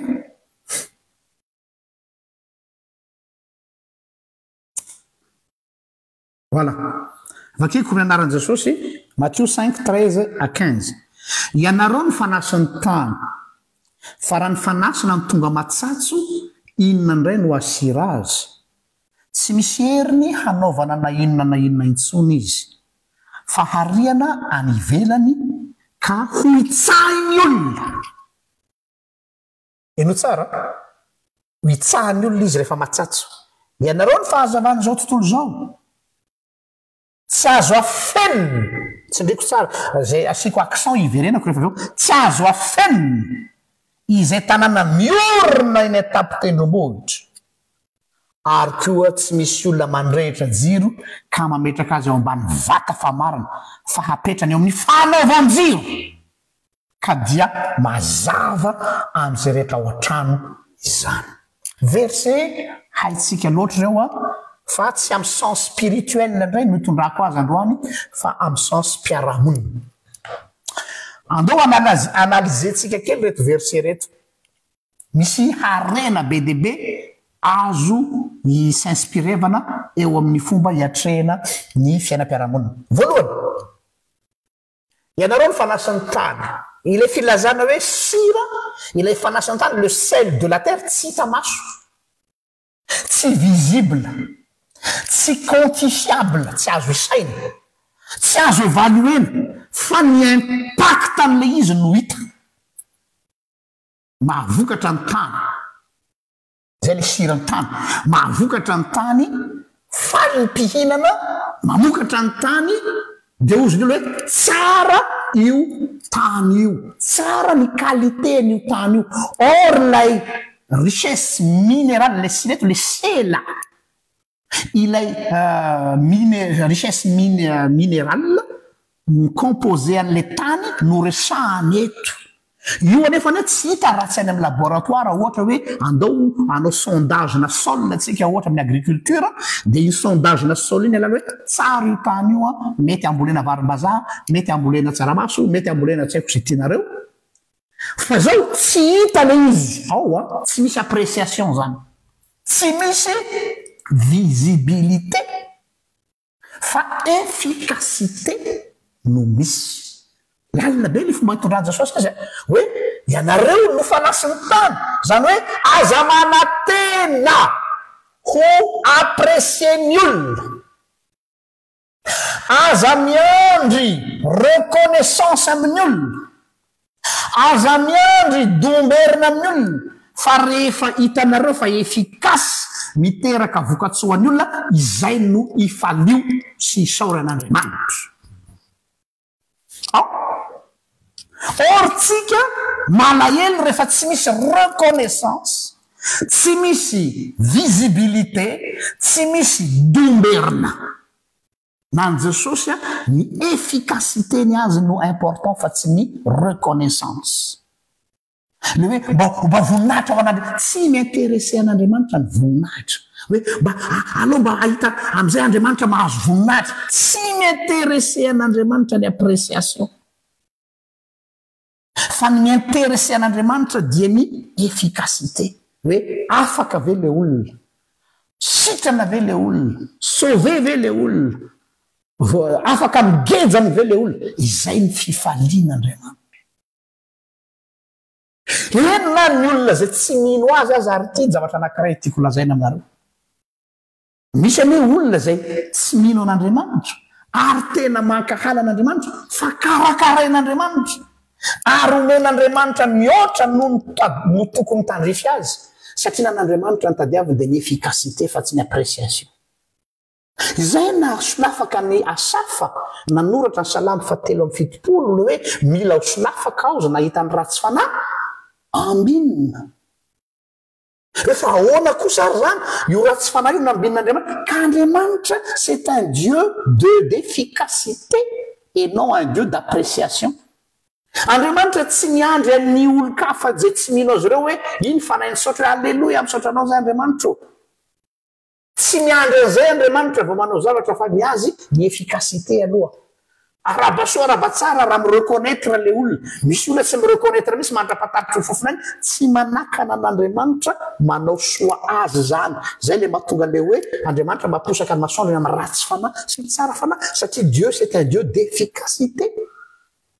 Andriamanitra mandrotsaka ny ranon'olona amin'ny ratsy fanahy sy ny tsara fanahy satria Dieu est le Dieu de l'efficacité et non le Dieu d'appréciation fa après misy miapprécier l'izy après que demande le peuple fa raha tsy sanatria tsy ho tonga amin'izany izy tsy manakana an'Andriamanitra mandrotsaka ny fitahiny amin'ireo olona reo izy satria Andriamanitra tsy mandeha amin'ny domberina zay donc ho atsika koa zany hoe rehefa manao ny asa dia aza miandrandra an'izay ina volazandeto zay mandrandra zay karazana reconnaissance zay lay visibilité mety tsy visible anao mety tsy tazany olona anao mety tsy mireconnaître ny asa nataonao ny olona fa ny créer productivité tamin'ny olona anao izay ny fifalianao faharoa miainga avy amin'ity Matthieu toko fadimy andeny fahatelo amby folo ka hatramin'ny fadimy amby folo ity de ozy hoe ary koa tsy misy olona mandrehitra jiro ka mametraka azy eo ambany vata famarana fa apetrany amin'ny fanaovan-jiro zany hoe apetraka amin'ny toerana ambony eo zao anao mety idina ka io kosa ny paster miteny hoe apetraka amin'ny toerana ambony donc mba hotazany olona ve diso tsy hoe hotazany olona fa plus ianao mahazo toerana ambony plus visible plus me mazava ny trano ohatra hoe mampisaka jiro anao zao de raha ataonao ambany iny a dia kely fotsiny faritra mazava fa plus maninona jiro apetraka ambony tsy hoe tsisy olona angambany a hoe mirehetra jiro de ijeren'le jiro drony ambony any tsy m'intéressé any olona le mijeren'le jiro any ambony fa ny m'intéressé any olona de hoe raha piretina ny jiro tsy hijery an'le ampoule fa hijery hoe aiza le kirariko teo aiza le entana noetiko teo zay ny antony a apiretana ny jiro any ambony masa razonareo le izy de izay koa le eto lazainy jesosy eto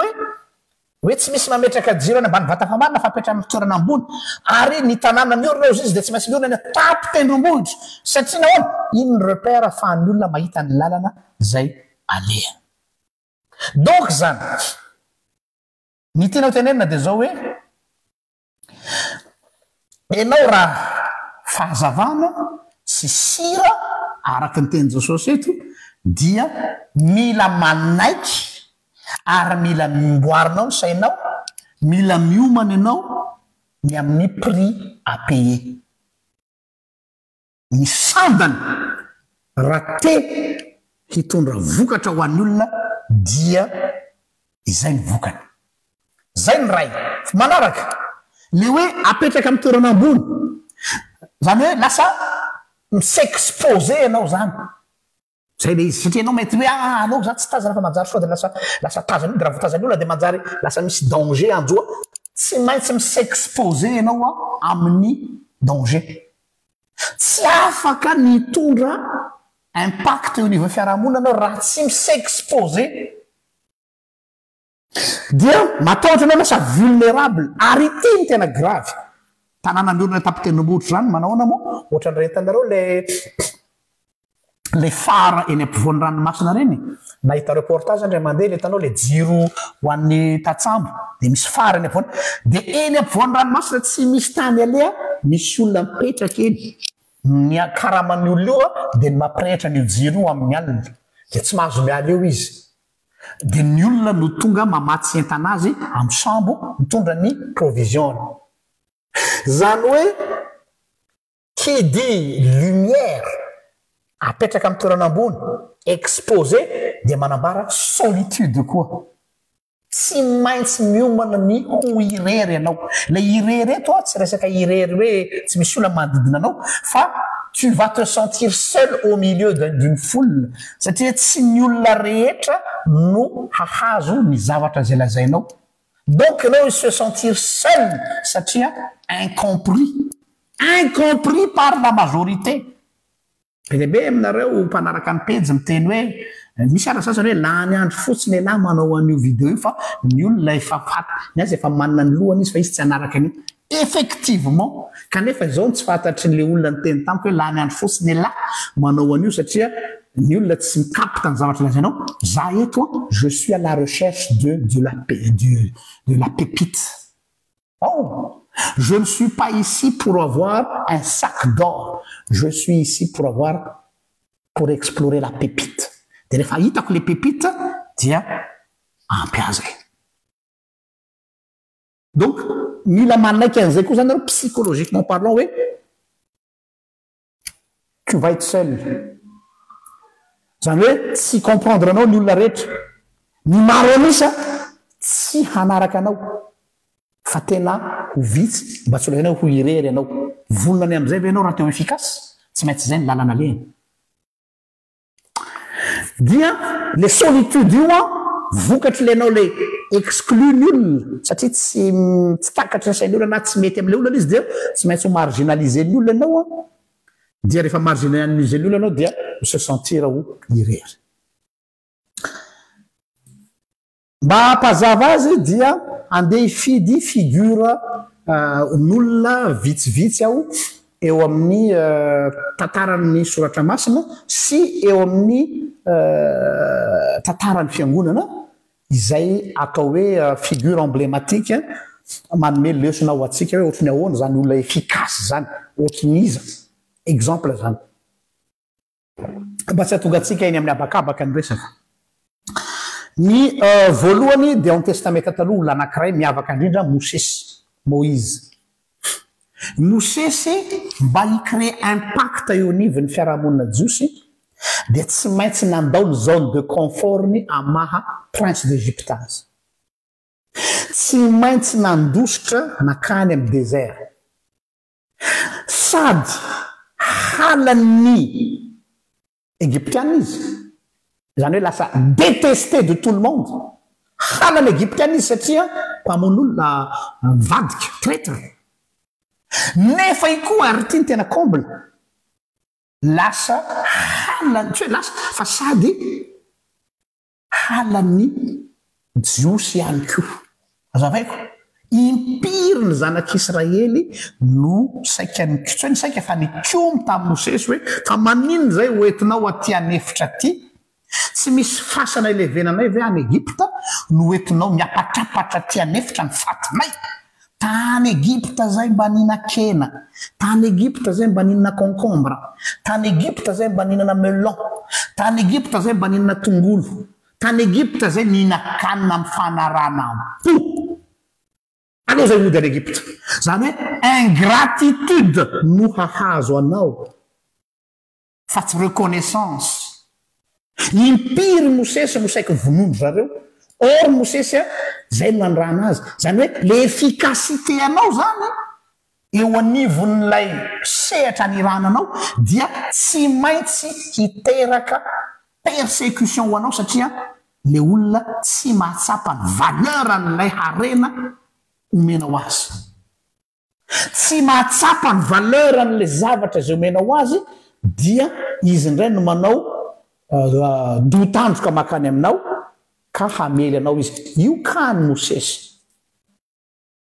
fa na Mosesy ny azy ny important hoe tsy maninona zany hoe tsy tian'ireo olona reo tsy nataon'ny Mosesy important zany na ny Mosesy dia ny efficacité no ambony aminy noho ny reconnaissance ohatra ino ny profony tenako zany nisy fotoan'Andriamanitra ny teny hoe eno tsara ty tantara ho anareo zay efa mahalala tantara fa ho tsy mahalala dia lazaiko ihany dia mba ampisongadina asokatra ny saitsika hoe tezitr'Andriamanitra tamin'ilay histoire du veau d'or tamin'ilay tantaran'ilay zanak'omby volamena dia ozy Andriamanitra non tofoka ho aringako reto zanak'Israely vitatreo fa ianao jereo tsara les propositions en or on ne refuse pas ce genre de proposition ho aringako reto olona reto ozy Jehovah matsa Mosesy fa ianao indray avy aminao no hanaovako fanekena vaovao dia ny taranakao no andova ny tany Kanana fa tsy ny taranak'i Abrahama raha ianareo ngamba tao amin'ny toeran'ny Mosesy tena raha za koa za tao amin'ny toeran'ny Mosesy tena sûr et certain fa tonga dio zay peako rangatia za ve efa nafoky ny toerana ma prince d'Égypte za efa miaritra ny trèfle taty amin'ny désert pendant 40 ans niandry ny ondro ny rafozako zay ny asan'ny Mosesy niandry ny ondro ny zetro rafozany mafy le zany humiliation pour un homme prince d'Égypte dia lasa mpiandro ondro tsy misy ngamba ny lehilahy anaiky an'izany fahatelo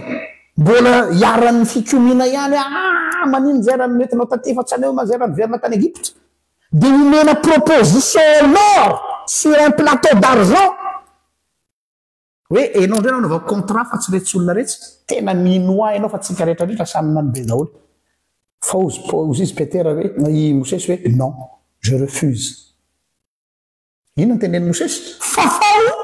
eo bokyny fiainana ny anarako fa aleo vonjeo ty fireneny ty fa mba ahoana ny vavan'ny olona hoe mba tany any mba nafan'ny Andriamanina any izy fa viringana tany anefitra raha appréciation no tadiavan'ny Mosesy efa teo ny raisana ry zalahy rehetra fa ozy Mosesy hoe non je veux l'efficacité je veux aller jusqu'au bout quitte même tsy misy reconnaissance makaty amiko oui Mosesy aza ina ny valiny tsy tafiditra ny tany Kanana Mosesy tadidinareo no ny ditra ny zanak'Israely tezitra olombelona ihany lehilahy mety reraka kivy dia tsy tafiditra izy fa nasaina tazany ny lavitra ny ry ny tany Kanana fa tsy maninona ozy Mosesy na dia tsy mahazo ny tany Kanana ny important tongano zanak'Israely. Efficacité et non appréciation. Zay ny figura anankiray voalohany. Figura faharoa mandeha amin'ny efficacité, Paul apôstôly. Paul apôstôly lefa firesakintsika foana eto, le mal-aimé de l'église, le mal-aimé de l'église. Halan'ny olona rehetra Paul. Rehefa miteny hoe ny rehetra dia ity ho an'ny jiosy nisy azy tao amin'izy rabi fariseo plutôt, c'est un traître. Donc ny camp nisy azy telo zany efa tsy tia azy. Faharoa, tsy tiany kristianina tamin'izany fotoana zany kosa mpamono kristianina satria nanenjika ny kristianina izy ary betsaka ny olona maty. C'est un assassin, il a du sang dans les mains, feno rano ny tanany. Donc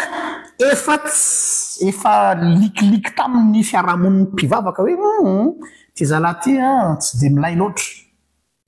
Ary na dia efa lasa kristianina azy Paul ary ity no vitsy no mahalala n'ity zavatra ty, dia tsy napprécie ny fiangonana tany Jerusalema izy satria déjà misy passé lourd. Lay passen'ny Paul zany mbola manaraka azy dia misy tsy maty volavo akibo ny sasany zay eo. Faharoa zay tsy nitiavany zareo azy dia satria ny fampianarana nentin'ny Paul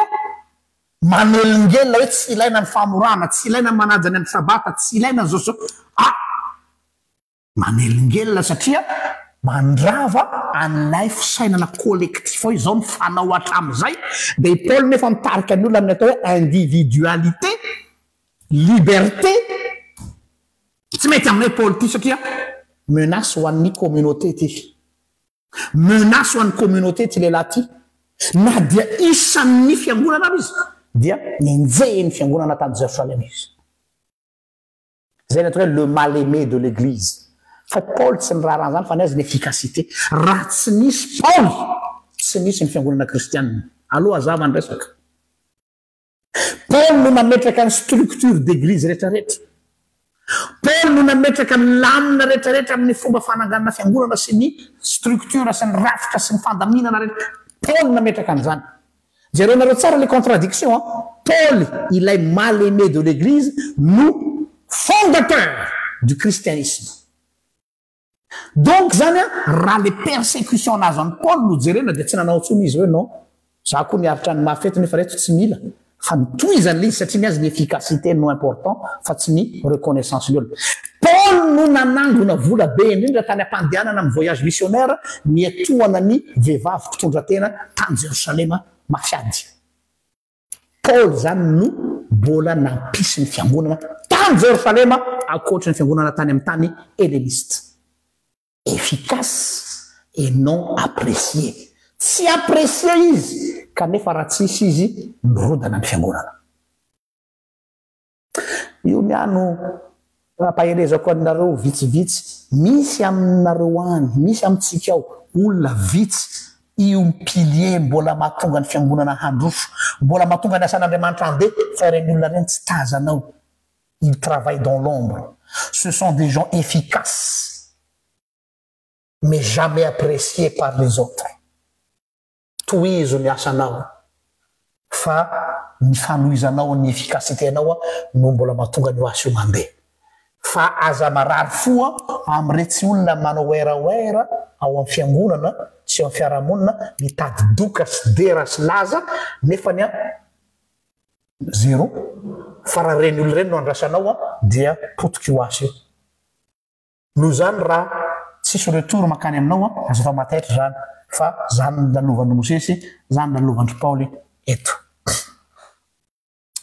Eo amin'ny tantaran'ny fiangonana indray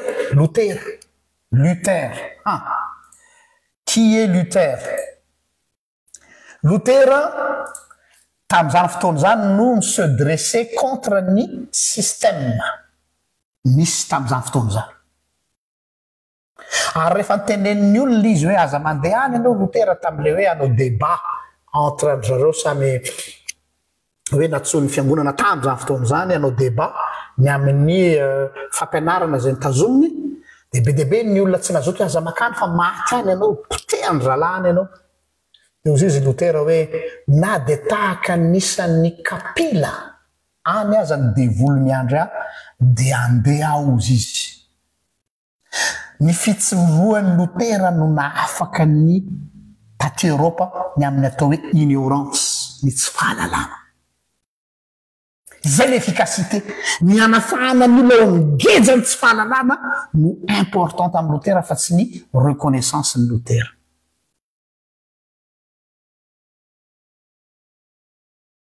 Tsy acte de bravoure no nataony fa acte d'amour. Tsika tsy hoe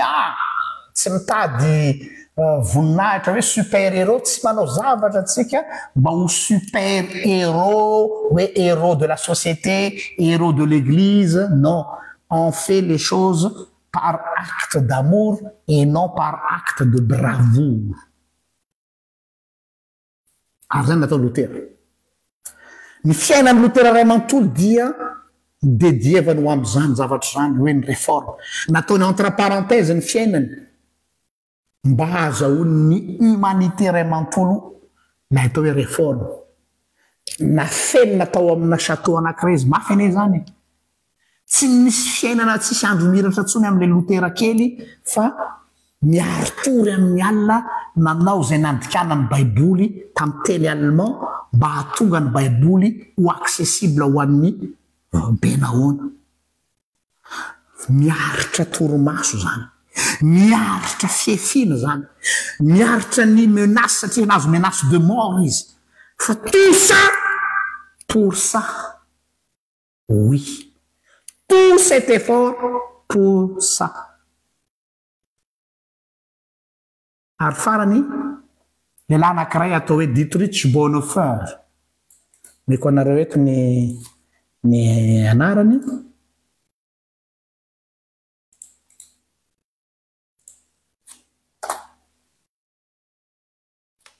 Dietrich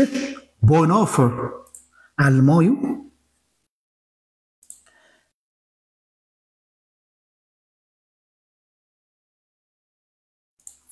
I Dietrich Bonhoeffer dia isan'ny voalohany tamin'ireo pastora sy teolojiana tany Allemagne nahatsikaritra vao niainga ny mouvement natsangany Hitler. Tamin'izany Hitler mbola tsy nalaza.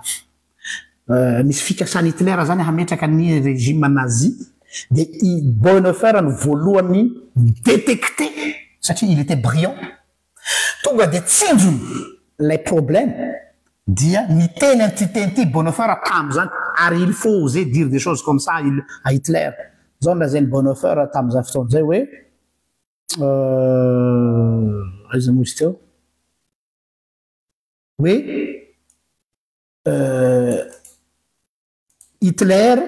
c'est Satan. Zao tsara ny teniny a. Hitler c'est Satan vêtu en ange de lumière. Io phrase ny Bonhoeffer malaza be. Hitler ozy izy c'est Satan satria izy mipromettre zavatra be dia be any allemand hoe anaiky an'ilay foto-kevitra zay nivoizany zany. Zany hoe io lehilahy io no sahy nijoro tamin'ireo théolojiana rehetrarehetra tamin'izany fotoan'izany sy ny pastora. Zay le hoe il prend de la hauteur. Eo le izy ny olona brillant, il prend de la hauteur au-dessus de la mêlée ozy ny fitentsika, mitovy amin'ny sentinelle na mitovy amin'ny pitily, mahita mialoha ny zavatra hitranga na koa hoe lucide tsara mahita hoe misy danger ity ary samy teny izy. Ny namany rehetrarehetra tsy samy teny tamin'izany fotoan'izany satria samy nanantena ny fikarakarany fanjakana allemand ny fiangonana. Debe ny miraitsy kombakomba tamin'ny nazi ny fiangonana protestante tamin'izany fotoan'izany. Ary nahatonga ny Dietrich Bonhoeffer maty novonoany Hitler tany am-ponja. Ary ity ny zavatra anankiray. Tellement zany Dietrich Bonhoeffer tonga dia il a détecté mialoha ny toe-tsainy Hitler. Tsy mbola natsikaritra zany daholo ny olona rehetrarehetra fa izy tonga dia nidétecté mialoha izy. Dia novelabelariny momban'izay hany ka tena noraisiny Hitler ho ennemi numéro 1 mihitsy Dietrich Bonhoeffer ka rehefa nogadrany izy de jero tsara ny mahasadikany Hitler quelques semaines alohany aresiny efa resy mihitsy moa zany ny allemand efa tonga daholo ny allié rehetrarehetra anafaka andravany Allemagne dia normalement efa tsisy ilanany nazi tsony fa mbola ozy Hitler hoe alohan'ny anaovako capitulation na alohan'ny amonoko tena satria namono tena Hitler dia mangataka ao zay mba vonona quelques jours avant ny libération ny Allemagne i Dietrich Bonhoeffer satria tellement Bonhoeffer tena nakasika an'le points sensibles tao amin'ny Hitler zany ny olona efficace fa tsy ary azadiny fa i Dietrich Bonhoeffer dia nanana poste tsara be tany New York ary nitambatamba azy izy mijanona tena fa ho faty any Allemagne any ianao aty anao zao dolo ny avantage anao rehetrarehetra en plus il était jeune non disent Bonhoeffer je dois revenir en Allemagne et être aux côtés de mes compatriotes 39 ans i Dietrich Bonhoeffer no maty ny vonoiny Hitler amin'ny fijerytsika olombelona de hoe c'est du gâchis kanefany l'efficacité no lecture am'izany rehetra zany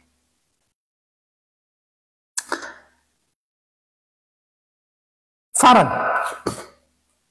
inona ny message ho ampitaina amitsika rehetrarehetra izay te hitondra fanovana amy sehatra rehetrarehetra ty na eo anivon'ny firenena eo anivon'ny fiangonana eo anivon'ny fiarahamonina ho atsika zay te hitondra changement rehetrarehetra izao no afatra apetrako ho atsika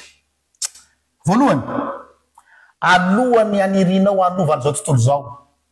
alohan'ny hanirinao hanovany zao tontolo zao de mivavaha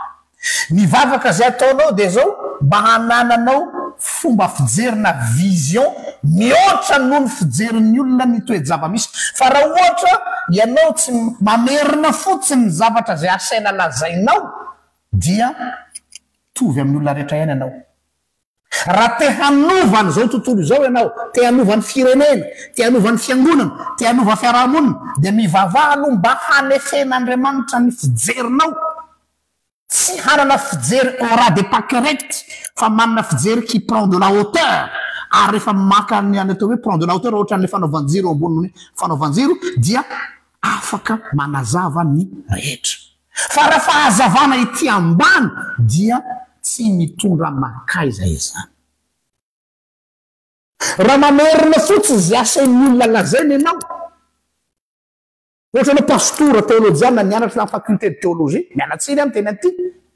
be de be ny pasteur perroquet fotsiny mamerina verset par cœur fotsiny bibliciste fa tsy bibliste mamerina fotsiny zao ny dogme fa tsy mitondra message pertinent mianga avy amin'ilay message biblique dia tu sers à rien même si tu es bourré de diplômes de A à Z. Tu peux être un théologien de renommée, manana diplôme, mais tu ne fais que répéter ce qu'on te demande de dire. Tu sers à rien. Je suis désolé. Mafy be zany teniko zany kanefa asiko mafy ny tenako magnana fatao anatin'izany fa rehefa ianao no lucide tsara hoe tu prends de la hauteur au-dessus de la mêlée mijery ny fiainam-piarahamonina tsy amin'ny fijerin'ny olona rehetra andavanandro fa maka hauteur dia am'izay fotoana zay ianao ampiasao am'izay le zavatra ny anaranao ho entinao mitondra afatra adapté mifanaraka am'ilay situation satria mila changement d'orientation le fiarahamonina or raha ohatra ka hitondra message de changement d'orientation nefa ilay vision nao mitovy a vision fiarahamonina tsy tako ina nitondranao teny eo zay ny ray ny faharoa erreur fondamentale ilay hoe tonga de mikombona ao amin'ny tena tonga de za samy za ihany fa hoe haity zao tontolo zao ty nefa tsisy antenana intsony ity fiarahamonina ty ne pasteur efa potike ny firenena malagasy nefa tsisy antenainy le vahoaka nefa tsisy antena intsony de inona sisa natao samy mamonjy ny tena de manao repli sur soi manao système de défense dia aleo miaraka amy samy mitovitovy hitanareo le hoe mitovy amireo secte atao hoe essénien ny essénien zany de hoe efa lo le fiarahamoniny mpivavaka tao a Jerosalema tamin'ny andro Jesosy de nisy antokon'olona zay mitovitovy firena mitoka monina dia nanangana fikambanana atao hoe essénianina dia zareo no nametraka ritoaly mapetipety azy ary zay no betsaka eo anivon'ny fiangonana hoe mitambatra ny fiangonana de manana communauté ho azy manokana manana fiarahamonina azy manokana en parallèle amin'ny société satria le société efa tsy avotra intsony de aleo tsika hikaraka ato tsika samy mitovitovy de aleo ny any oloany non c'est pas ça misika averina vous allez revenir dans la société miverina anivon'ny fiarahamonina tsika satria miarrange atsika aloha tsika samytsika se barricade ao tsika satria hoe il faut se protéger du monde Jesosy tsy mifonctionne ohatr'izany zay ny mahatonga azy hoe namany mpanota Jesosy nareo ty ohatrany miaraka amin'ny mpanota ohatrany mahafinaritra azy ny miaraka un bon vivant miaraka amin'ny sakafo amin'olo satria ny Jesosy tsika tsy essénianina fa Jesosy tsika il revient dans la société ary izy ihany arany teny hoe indrao maniraka anareo tahaka ny zanak'ondreo fivoan'ny amboadia zany hoe tsy mandeha andeha anangana le hoe secte masy hoe fiangonana anankiray en parallèle fa le hoe esprit sectaire hoe tsika samy tsika ihany tsika samy mpivavaka mpiara-mivavaka ihany dia samy à l'aise entre atsika eo fa tsy ny à l'aise ny tadiavina tompoko fa ny efficacité tsy ny ampahalezy anao tsy anananao confortabilité fa ny atonganao efficace ary ny maha-efficace ianao dia miverina anivon'ny fiarahamonina ary mifanosana miaraka amin'ny fiarahamonina eo no ahitana ny efficacité anao na tsia fa tsy ny hoe ianao tsika samy mpiara-mivavaka en tout cas c'est pas ça ary ao anatin'izay de raisiko ny teniny misy phraseny Dietrich Bonhoeffer paraiso kely ty fa mety choqué sasany angamba ty phraseny Bonhoeffer ty fa raisiko ihany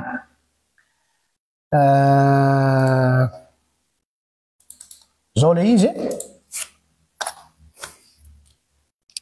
zao ny phraseny Bonhoeffer ça va dire oui il faut vivre dans ce monde comme si Dieu n'existe pas. Il faut vivre dans ce monde comme si Dieu n'existe pas et cela devant Dieu. Une phrase bonne avec les phrases. Il faut vivre dans ce monde sans Dieu. Tsy mitena zany izy so misy mitena pasteur zao loka nyteny hoe mila miaina anatin'ny fiarahamonina tsy misy Andriamanitra tsy zay ny lazainy il faut vivre dans ce monde comme si Dieu n'existe pas toy ny hoe ohatrany hoe tsy misy Andriamanitra kanefa eo alohan'Andriamanitra ihany zany hoe ho azy eo an'ny Bonhoeffer de zao raha ohatra ka misandany ny fampitanany hafatra zany hoe les messages de l'évangile no important fa tsy lay christianisme averiko le message de l'évangile no important et non la religion chrétienne car raha ohatra izy il faut se débarrasser de la religion pour que le message de l'évangile soit partagé c'est pas une perte aux Jésuites bonne affaire zany efa lay veulent ambony be zany ny olona manompo institution ny olona manompo religion tsy anaiky an'izany mandraka zay ny azy de hoe mila rovana ny religion mila rovana ny fiangonana c'est pas l'église le plus important c'est l'évangile qui est le plus important pasteur alo miteny an'izany fa tsy n'importe qui et je suis déjà pasteur depuis 25 ans. C'est l'évangile, le message de l'évangile qui est le plus important et non l'église. Bonhoeffer en tenant, il faut vivre dans ce monde comme si Dieu n'existe pas et cela devant Dieu. L'important que je vis devant Dieu, au lieu de hoe je vis miaina io de mitena misy Andriamanitra nefa za tsy miaina devant Dieu. Asa azonareo le jeu de mots Bonhoeffer. Miazo Bonhoeffer aleoko misafidy miaina devant Dieu. Zany hoe ny zavatra zay atao zany zany hoe tena hoe le message de l'évangile miainany fa tsy ny conviction ko ny fisian'Andriamanitra no important. Voilà. Tsy ny conviction ko hoe misy Andriamanitra ozy izy no important ka andeha hanao plaidoirie hiandresinahitra ny olo hoe misy Andriamanitra. C'est pas ça le message de la Bible. Le message de la Bible, vivez devant Dieu. C'est le message de l'évangile. Donc, raha ohatra ka voatery tonga am'izany atao hoe perte de religiosité zany no ahafahana mampita ny essence ny essentiel ny filazantsara, pourquoi pas ozy izy Bonhoeffer. Ary za dia anisan'ny pourant zany azonareo am'izay ngamba ny antony mahatonga anazy hoe za dia tsy manompo institution. Kanefa sahako no miteny jamais zany ifotokevitry de Bonhoeffer zany ho eken'ny fiangonana. Jamais. On va pas se leurrer. On va pas dire des conneries tout mialatsiny am'le terme. Fa ny zavatra ataon'olona dia ahoana ny atonga an'le institution hateza fa tsy hoe ahoana ny atonga an'le filazantsara ho lasa devant ny olona. Tanarao, inona ny tadiavitsika? Reconnaissance sa efficacité? Wow. Manaraka isika zaho aloha zany ao anatin'izay aloha de la zakety zay le zakety ty message ty tsy ho tiany maro anisa tonga de efa miomana amin'ny attaque satria ny any efficacité ny mamaiky fa tsy ny reconnaissance. Izaho aloha toko izaho aloha fa tsy tena isika satria tsy afaka misengage amin'ny hafa. Izaho de tsy mankahala an'izao tontolo zao. Tena tiako zao tontolo zao. Pour sauver le monde, il faut d'abord aimer le monde. Je suis désolé. Message nampahin'olotsika mila mankahala an'izao tontolo zao. Il faut haïr le monde. Non. RGL vous dit aujourd'hui, pour sauver le monde, il faut aimer le monde. Ataonao ahoana ny hamonjy olona zay tsy tianao? Ataonao ahoana? Resaka daholo zany. Ataonao ahoana ny hamonjy olona tsy tianao? Impossible. Donc, mba ahafahanao mamonjy azy, il faut l'aimer. Je sais, c'est pas facile. Satria, ni raisonnement au bas de Christ, il faut l'aimer pour le comprendre. Satria, tsy maintsy mila manana amin'ny fomba ahoana moa ny ahafahanao comprendre an'ilay système de pensée an'ilay fiarahamonina raha tsy efa milona ao aminy ianao. Raha tsy en immersion ao anatin'ilay fiarahamonina zay zany ny toetsain'ny olona. Tu peux pas le comprendre si tu ne l'aimes pas. Ary rehefa fantatrao am'izay izy satria tianao izy dia hitanao am'izay ny fomba hamonjy anazy. Fa tsy hoe hamonjy an'izao tontolo zao hamonjy fiarahamonina dia iny avy any miaraka amin'ny drone na soucoupe volante dia tsy mahalala an'ilay zava-misy ao fa tonga dia hoe zao. Nefa le zavatra tsy adapté amin'izy akory satria tsy miainga avy amin'ny fahalalako an'ilay ao anaty.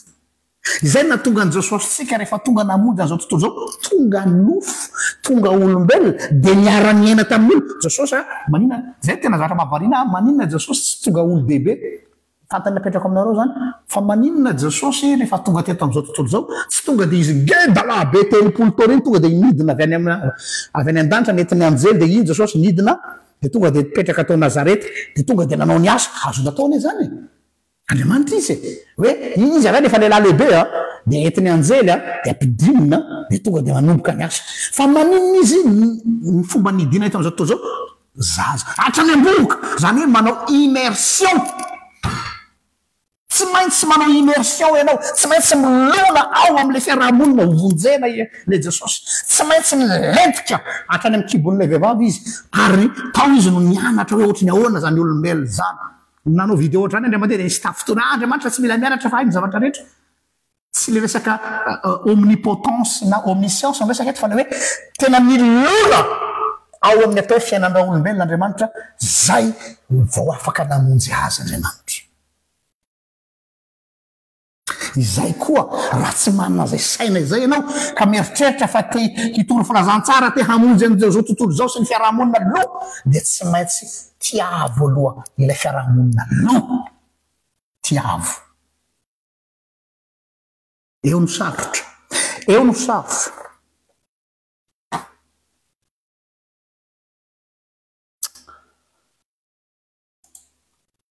misy mpandinika tantara anankiray atao hoe Frédéric Konik meko eto ny anarany Frédéric Konik ny teny antiteny ty izy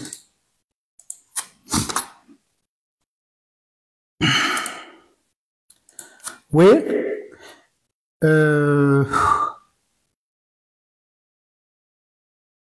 ny vanim-potoana ozy izy zay ny torina ny vanim-potoana testameta vaovao dia mifanojo indrindra tamin'ny fotoana izay nisy tany méditerranée zany tonga am'le vanim-potoana le hoe méditerranisation de l'Europe méditerranisation zany hoe mifanojo amin'ny tanao iny méditerranée ray mantolo iny farce méditerranée iny misy explosion tapoko zany hoe tonga dia misy fandrofona ngeza be iny le atao hoe exploitena zany le mer méditerranée mifilazany azy hoe méditerranisation de l'Europe ary l'Afrique du Nord zany hoe ny Afrika avaratra le tavaratra reto zany dia taon'io zao misy mavarina zay le hoe andriamanitsika tena au bon zay le hoe chercher la bonne personne au bon moment au bon endroit io le teniko tamin'ny voalohany dia tamin'ny fotoana io izy a nisy ny atao hoe explosion géopolitique eraky ny Europa satria ny civilisation romane no ny exploité ny atao hoe commerce maritime na ny resaka sambo ary ny politika ny empire romane izay nametraka ny atao hoe universalisation ny civilisation romane izay ozy izy no ny exploité ny apôstoly eno tsara ny évangélisation tsy zavatra en parallèle amin'ny toejava misy fa mitovy amin'ny olona amiko ny mpanao évangélisation dia mitovy amin'ny olona mpanao surf tandareo mpanao surf am'ireny championnat du monde na surf reny plus ambony be ny vague plus tena manao démonstration ny surfeur raha ambany kely ny vague dia tsy afapory zalahy zany hoe le surfeur ny fahaizanao amin'ny surfer eo anivon'le vague matanjaka no masurfeur anao ohatry zay koa amiko ny évangéliste na ny évangélisation ny fahaizanao misurfer am'le situation catastrophique misy eo anivon'ny firenena fahaizanao misurfer manoloana ny situation misy eto am'izao tontolo zao no afahanao mampita ny filazantsara fa tsy miandry ianao contexte milamindamina mba hampitana ny filazantsara na ianao no anova ny contexte mba hampitana ny filazantsara izay ny fiheveran'ny maro hoe mila ovana aloha ny structure fiarahamonina mila ovana ny fiainam-piarahamonina mba hahatonga le filazantsara ho tafita non tahaka ny apôstoly tao anatin'ny vanim-potoana zay méditerranisation de l'Europe et de l'Afrique du Nord ary ny explosion géopolitique no mifanojo tam'izay ny nanoratana ny testameta vaovao ny epistily ny filazantsara ka nanamora elo tsara nanamora ny fanaparitana ny filazantsara eratany satria nahay tanareo ohatran'ny olona le mampakatra satellite eny amin'ny avakabaka miakatra amin'ny orbite anao dia ny olona mametraka satellite zany manaraka an'le système ery ambony fotsiny dia miodina ho azy eny le satellite satria tsy le olona manam-pahaizana akory ny mampidina azy fa il a compris comment fonctionne le système en haut dia anjaran'le manampaizana fotsiny apetraka eto ty satellite ty dia miodina ho azy na manaraka ho azy le système dia iny aveo no mandefa ny information ety ambony tany zay le izy hoe il faut comprendre comment la société fonctionne mila fatarinao hoe aiza ny asiko ny tongotro manahoana ny zava-misy eto dia à partir an'izay anao misurfe am'izay mampiditra ny hafatra ny filazantsara izay tompoko no tsy ambaratelo ny apôstôly fa tsy hoe ka zareo manana fanahy masina dia le fanahy masina no nanao zavatra rehetrarehetra fa tsy nampiasany saina ny fanahy masina tompoko dia esprit d'intelligence l'esprit de distinction de dissuasion bref amaranako azy dia zao hoe ho anahy manokana zany dia ilaina ny prioriser ny efficacité noho ny appréciation vonina ty lazaiko ty voninao ny ho arin'ny communauté raha izay no sandany ahatonga ny filazantsara ho tafiditra ao anatin'le atao hoe surf tafiditra ao anatin'le système tsy miandry hanovany système aho vao apita ny filazantsara fa mila fantariko hoe manahoana ny fonctionnement le système mba ahafahako miintroduire le filazantsara ao anatin'le système eny le système mety moaka eny le système mety lo eny mety le système tsy manjary kanefany zay le hoe zanaky zao tontolo zao manasaina koa amikarazany noho ny zanaky ny mazava or ny zanaky ny mazava afaka mahatakatra an'izay koa rehefa tu as compris comment la société fonctionne tu sais comment évangéliser le monde manaraka dia amiko dia tokony irosona ny atao hoe universalisation de l'évangile fa tsy tazomina ho an'ny kristianisme irery intsony izany hafa kely zay zavatra lasako zay universalisation de l'évangile zany hoe ny filazantsara dia tokony fananana iombona ny olona rehetra fa tsy fananana manokana ho atsika kristianina ihany raha mbola manana esprit sectaire tsika kristianina hoe tsika kristianina ihany no tompon'ity filazantsara ity dia tsy mitafy io fa tokony universel ao anatin'ny fanekem-ponona apôstôlika zay nataontsika hoe mino ny fimbonan'ny fiangonana kristiana manerina zao tontolo zao je crois à l'église universelle l'universalisation de l'évangile no tokony kendrena fa tsy ny hoe ahoana ny afahana mametraka dénomination anankiray matanjaka ka mifehy zao rehetrarehetra zao tsy antsony zany donc zany amiko ny filazantsara mila misinfiltre any amin'ny secteur rehetrarehetra